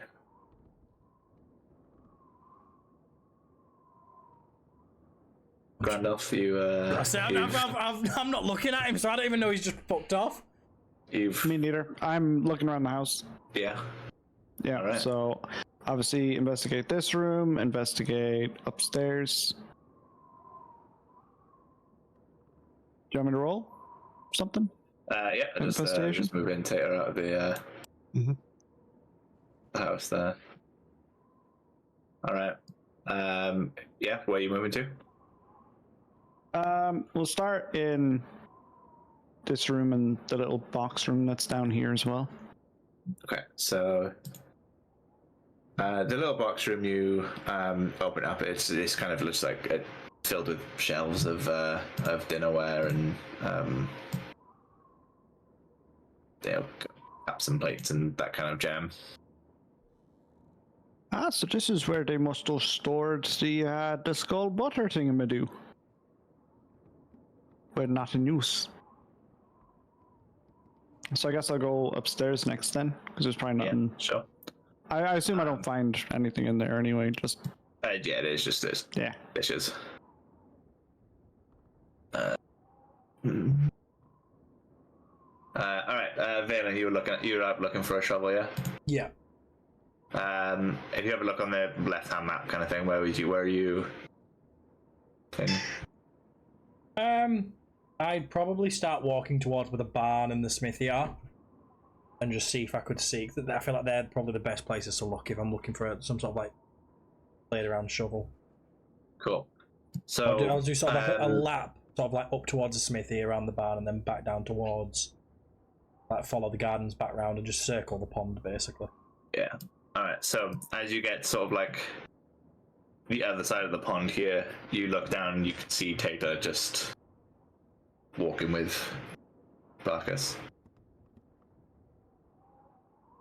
Well, I guess I don't need that shovel then. And I'll start just walking back to the farmhouse. Very solemnly. All right. Grandolph, have you above where you are is a new little map? Oh. Okie dokie. I guess I will open the little box door first. Yeah, so that is just like a cleaning cupboard. There's a little mop and a broom and a bucket. And there's like a shovel in the corner as well. Oh, Jesus, boy. I think. I hit my microphone in rage.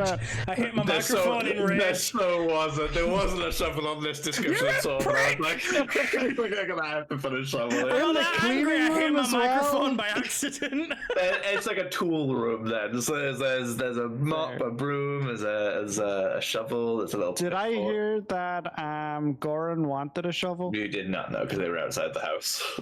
Alright, I will close the door and I will open this door. Yeah. Oh, sorry, this door. Yeah. It's just a room full of more shovels, like 70. This is like so there's a desk. You can just about see a desk in the middle of the room because it is just covered in like papers and yeah, it is just there's like books kind of like scattered around the room and everything. Oh, definitely investigating this room. This seems like a good room for Grandolph. Yeah, so each kind of like digging through the papers and stuff. Yeah, the papers, looking through the books, seeing if there's something of interest that would interest myself or Tater as well. So it is all ledgers and papers chronicling the farm's business. So it's all the transactions that have gone on and like everything that's kind of like all the sales and all the purchases throughout about 10 years worth of business. Yeah. Can I look? Oh, as you kind of like dig through under some of the paperwork, you do find a small sack of money. Taking it. Taking it. All right. In the ledger as well, is there any information that any names of any transactions that maybe stand out? So you see found it a couple of times. But it's all kind of like all the towns to the east of here, none of which you recognize that would be of any importance. Foundling pops up a couple of times that they've purchased a few butter skulls. Lucky bastards. Alright, okay, so I guess I'll continue on my way then. Oh, how much gold was it? So it's about 200 gold. Okay, hold on. I'll just write this down here. 200. All right, and Tater, you carrying on, yeah? Mm-hmm. Affirmative, in case you did not hear me, yes. Yeah, I got you. Valen, you've arrived back at the farmhouse, yeah? I am going to check that cellar. Okay. So, is it unlocked? Is it unlocked? So the outside of the cellar is like the handles are tied shut with rope. I want to cut through the rope and open it up, if that's okay. Yeah. There will be a map below where you are. Below. I'll move you there.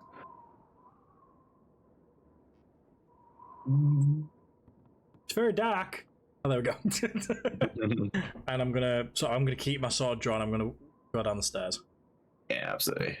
Move stuff down the stairs when you're ready. Cool. So, Oh no. the cellar has a dirt floor. There's walls of mortar stone and an 8-foot high ceiling braced I'm glad by, you said that the ceiling was 8 colour. foot high. I thought you were going to say the person's 8 foot high. I was like, oh, fuck, I'm dead. Tied to a chair in the middle of the room is a large figure with a burlap sack pulled over his head. Shelves along the walls are lined with skulls made of butter, and they are protected with like as you can see, they're quite like waxy looking. Yeah. Speak, friend. Do you live? And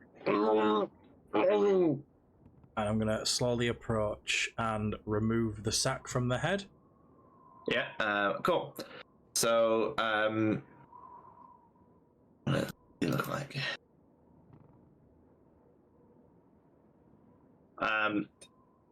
Underneath the sack, you see a dark-skinned man who looks quite. He looks quite strong, actually. He's very, very muscly, and you can see he's got like a rope tied into his mouth.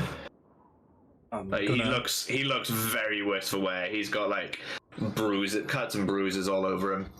I'm going to ungag him. Yeah. So as you ungag him, he goes, "Thank you, friend. My name is Alphonse.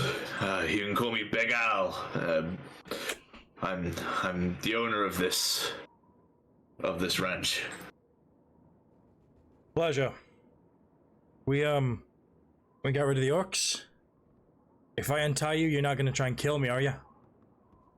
No, friend.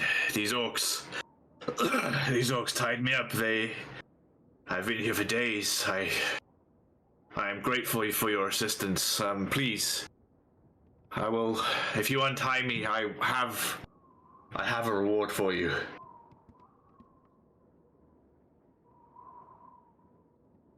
Looking at him, like the token's showing him in armor, and that's making me suspicious. Do I sense any? Do I get any sort of like feeling that he's bullshitting me? Give me insight. I hope he doesn't fight me because I've got fucking nothing left. That is a 2+1, so I don't know shit. No. I'll You don't know if he's lying or not. I'll cut the binds and set him free. Also, the token is him in armor, but he is not in. Okay. Armor. Either way, yeah, I'll cut his binds and set him free. Nice. Free, even I said So 3 of the TH then. He stands up and you can see he looks like he's been through it, and he stands up and he says, he puts his hand on your shoulder and he's like, "Thank you, friend," and he's gonna head to the stairs of the cellar here. I'm gonna sort of like assist him walking out. Yeah. Okay. Yeah. Perfect. He said he looked like fucked up, so like I sort of like let him put his arm around me and I'll walk him up and out. All right. So I'm going to put you back up to the top there, just for ease. As you kind of like help him up the stairs, he's like, "So, what brings you to the ranch?" We had a notice in town. We came from Fandolin about orcs moving in. I think it was orcs on the thing, wasn't it? I can get it up for you. It's been a fucking while since I've read it.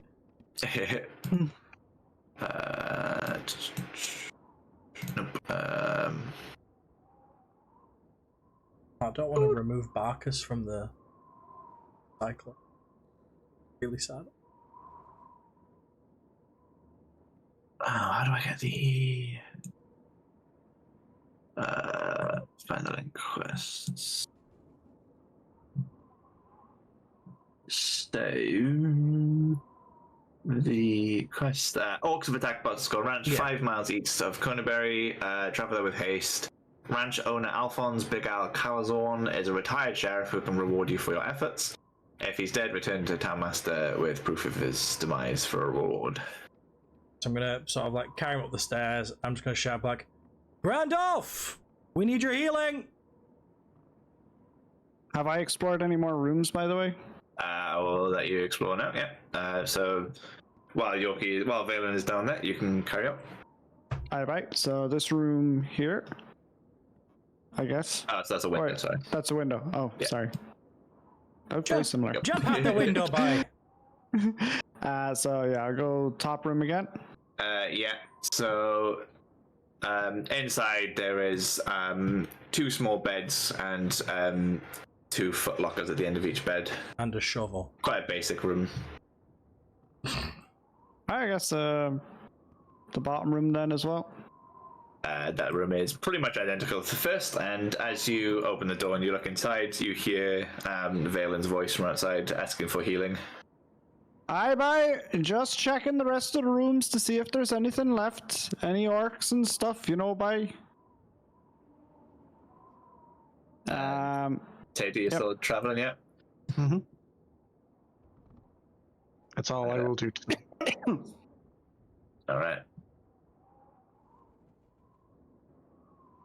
Valen, so which room there, Valen, off? Top again, and then bottom again after. Cool. For context, Right, when he said he'll be there in a minute, I'm just going to sit Big Al down sort of on the steps to the porch and just wait. Sure. So in this one, Grandolph is a large bed with a big wardrobe in the middle of the room. There's framed paintings on the walls of landscapes. Can I open the wardrobe and see what's going on? Yeah, so you open the wardrobe. There is a bunch of different clothes inside. Anything cool? Can I investigate? Give me a Randolph, perception it's check. time to lip sync for your life. 13 plus. What the fuck is my perception? Vision of Grandolph walking out dressed like Big Al and Big Al just being... Oh, 17. 17. So, on the bottom of the inside of the wardrobe is a small handle which would reveal a secret compartment of the wardrobe. Oh, opening that. All right. Inside is a set of mithril chainmail. Taking that. I like how you're just robbing this guy who What else is new? is there. The thing is, that's probably the reward, so he's going to go get it and it's already going to be gone. And then I'm going to have to bullshit him and say the orcs probably took it. I don't want to lie to Big Al. So I'll go down. Yeah, the other room is same as the other two rooms there. It's a little room for where you kind of gather was where the farmhands would have slept. And then this room is like a common room, so there's like a little padded chairs around, a little fireplace. Across the floor is a couple of plane sets. There's a 3-dragon anti-plane card set, and a wooden dragon chess pieces across the floor. Ooh, cool. But yeah, I won't take anything else, obviously. Right, down the stairs I go. Cool. All right. So, yep.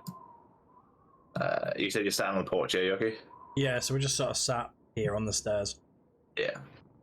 Oh, hello there. I am guessing you're a survivor then? The name's Big Al. This is my ranch. Oh, sure, Jesus, boy. Pleasure to meet you, boy. And you're the one that needs a bit of healing, I'm guessing, yes? I would be very grateful if you had some. Aye, right. I will cast Healing Word on him. Badoosh. And he gets 5 healing. Cool.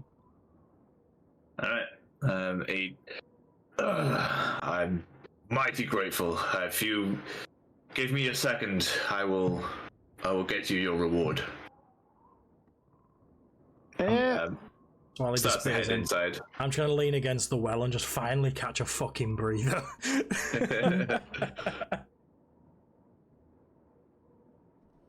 Alright. Grind up anything? You just well, I was going to pull him aside before he went. I was yeah. going to hand him the gold and the chainmail. Okay. So basically, like, I had a scrounge around by. I didn't get to investigate everything, but these look like the things that the orcs hadn't managed to get a hold of. When So it's like- you thought these were yours to take?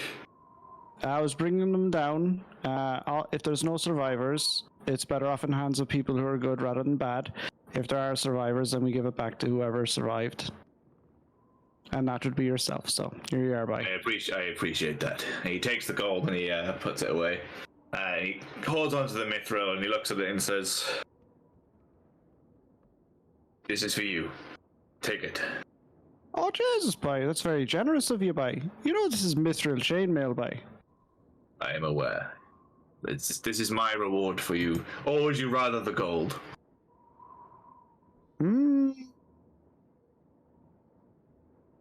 Take the chainmail, you dumb fuck. Gold can convert to spells. No, yeah, I'll take the chainmail. Obviously. All right. Cool. Thank you very much, bye. Gives you the chainmail and he says, I don't know what I'll do with the ranch here. I'm hoping they haven't destroyed everything I need. And he takes a step into the kitchen here. All he hears, "Fuck!" What happened, bye? They've taken the mold I used to make the butter skulls. Oh, sorry, yes, this as well. Sorry, bye. I forgot about this one. He looks at you, really just like...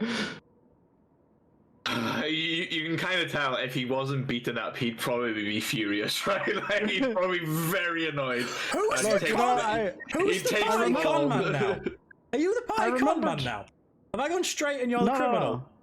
No, I actually just forgot I picked up the butter mold as well. I would have handed that over too. Right. Can we take a minute to appreciate when you picked it up and put it in your inventory and literally said, "Oh yeah," because you always remember what's in your inventory. Well, Immediately forgot. True. But yeah, no, I legit just forgot I actually picked that one up as well. I would have handed that one back too. But sorry, bye. You know, picking up, 200 gold and a chainmail. Obviously, I was going to give the skull back. That one, I completely forgot about. But here you are as well. He shakes his head, but he kind of like accepts, and he puts the skull back, and he says, Listen, I thank you both for your assistance. I'm going to take some rest, and please use the ranch as you see fit before you go. But I have one more favor to ask, if you would be so kind. Sure, bye. How can we help? You see, when the orcs attacked, they released my animals. My horses, my pigs have gone, but the one thing I care about more than anything is my prized cow.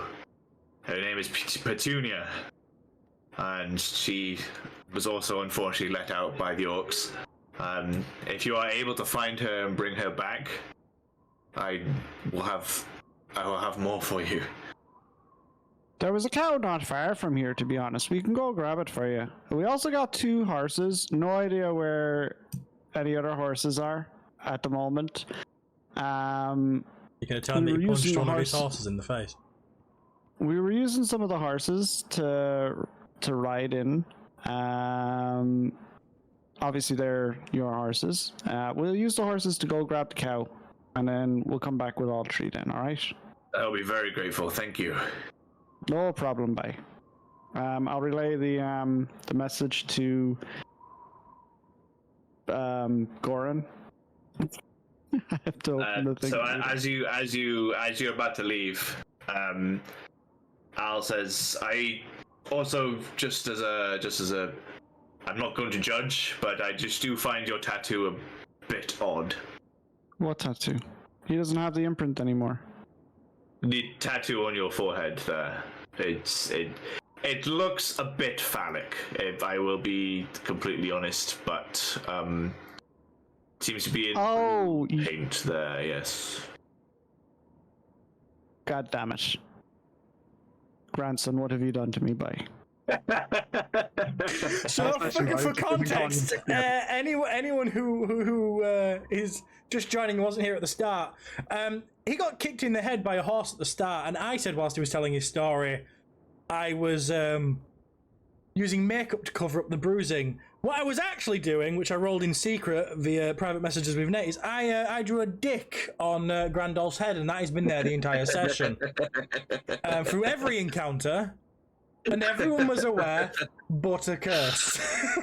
I just like that, Grandolph is the butt of everybody's jokes for everything. That was vengeance for you wanting to, like... What was the phrasing you used last session? Put me down. Those were your exact words, and I know it was because I clipped it yesterday. That wasn't my fault. He tricked me. Taylor tried to trick me to think that you were captured. I was trying to save you without wasting any time at all. All right. So, unbelievable. Yes, you've been informed that you have a penis painted on your forehead. Again, when people try and trick fucking Grandolph. No. Don't be putting that on me. Easy. Don't be putting that on me. Come on. It's too easy. Right, anyway, Valen's still sort of sat against the side of this well. Grandolph, as you go out as well, you do notice now. You immediately notice that Barkus is gone, and as is Tater. I suppose he's gone to bury the poor doggo. Last I saw, he was walking out of town with a dog in his arms, so I really don't know where he's gonna go. I'm hoping back to town, but he didn't say a word. Also, just a quick one there, grandson. Don't be writing stupid shit on me head, yeah? Technically, I didn't write anything, but it's a fine illustration. I'm just going to use shape water, and I'm going to grab some, because my hat gives me a cantrip per day, so I'm going to use shape water to pull some water out of the well and wash it off. Yeah. And I'm going to say, just like water runs, patient runs very thin. And he's going to relay the message, obviously, about the cow in the field, the horses that belong to the ranch and everything like that, and just mention that we're going to pick up the cow and the horses as well. Yeah. All right. So what is the plan?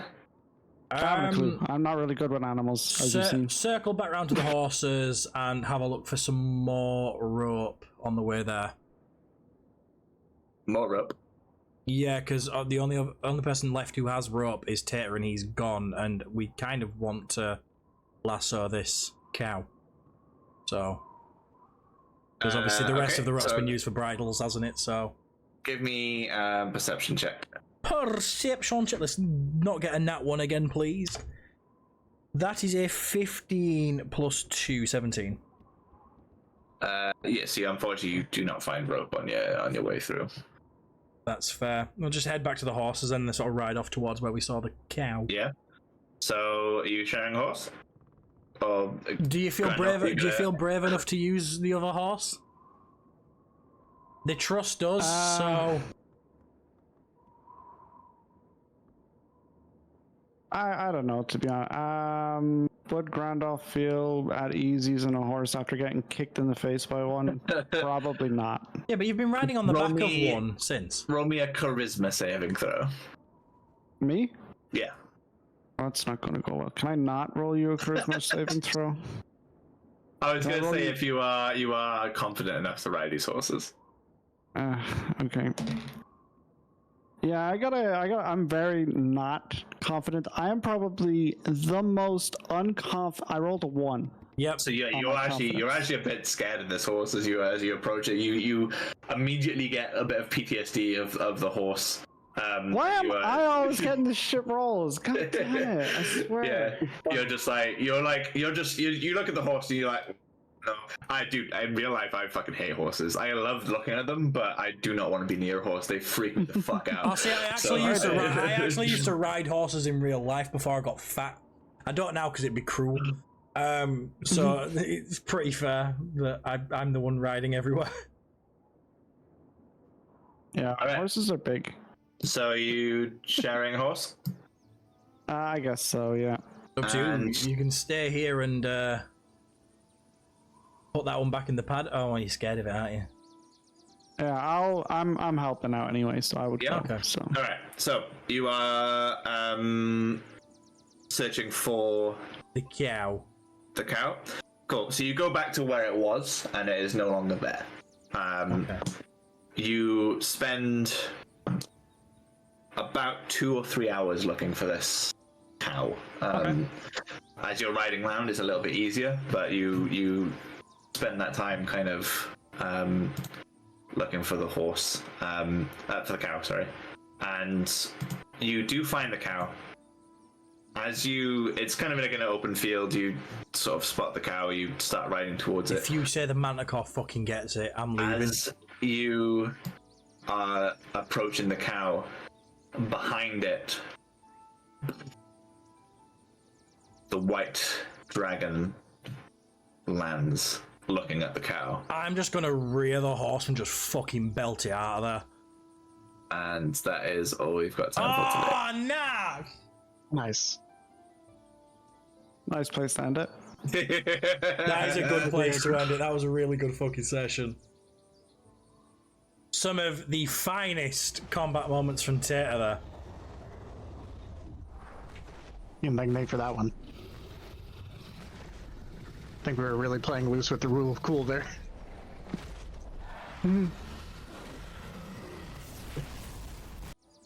Just listening to some dragon sound effects. All right, that is all we took time for today. So we will come back to you guys next week with some more. Tater is on his way back to Fandolin with Barkus. And Tater, as you walk, you're almost to Fandolin. Let me see the map yet. It's been a couple hours now, so let's see how far you got. You got 1, 2, 3. About, so you're not quite halfway, but you're decent away. As you walk, you feel a twitch in your arms. And we'll leave it there. Fun. I was gonna play a Curse song again for the outro, but I've got a more fitting song. No, please do that. I've got a more fitting song to commemorate Barkus. Don't you dare say "In the Arms of an Angel." I swear to God, you're In cute. the arms of an angel. It's not Arms of the Angel. It's just it is definitely a fucking funeral song though. Oh, I thought you were gonna play "Dead Dog, Dead Dog, Dead Doggity Dog." Ooh, let the dogs out. Let's we'll wrap up here. Thank you everyone for playing. Hopefully see you all next week. Thank you everyone. Thanks, everyone. Bye bye. Thanks.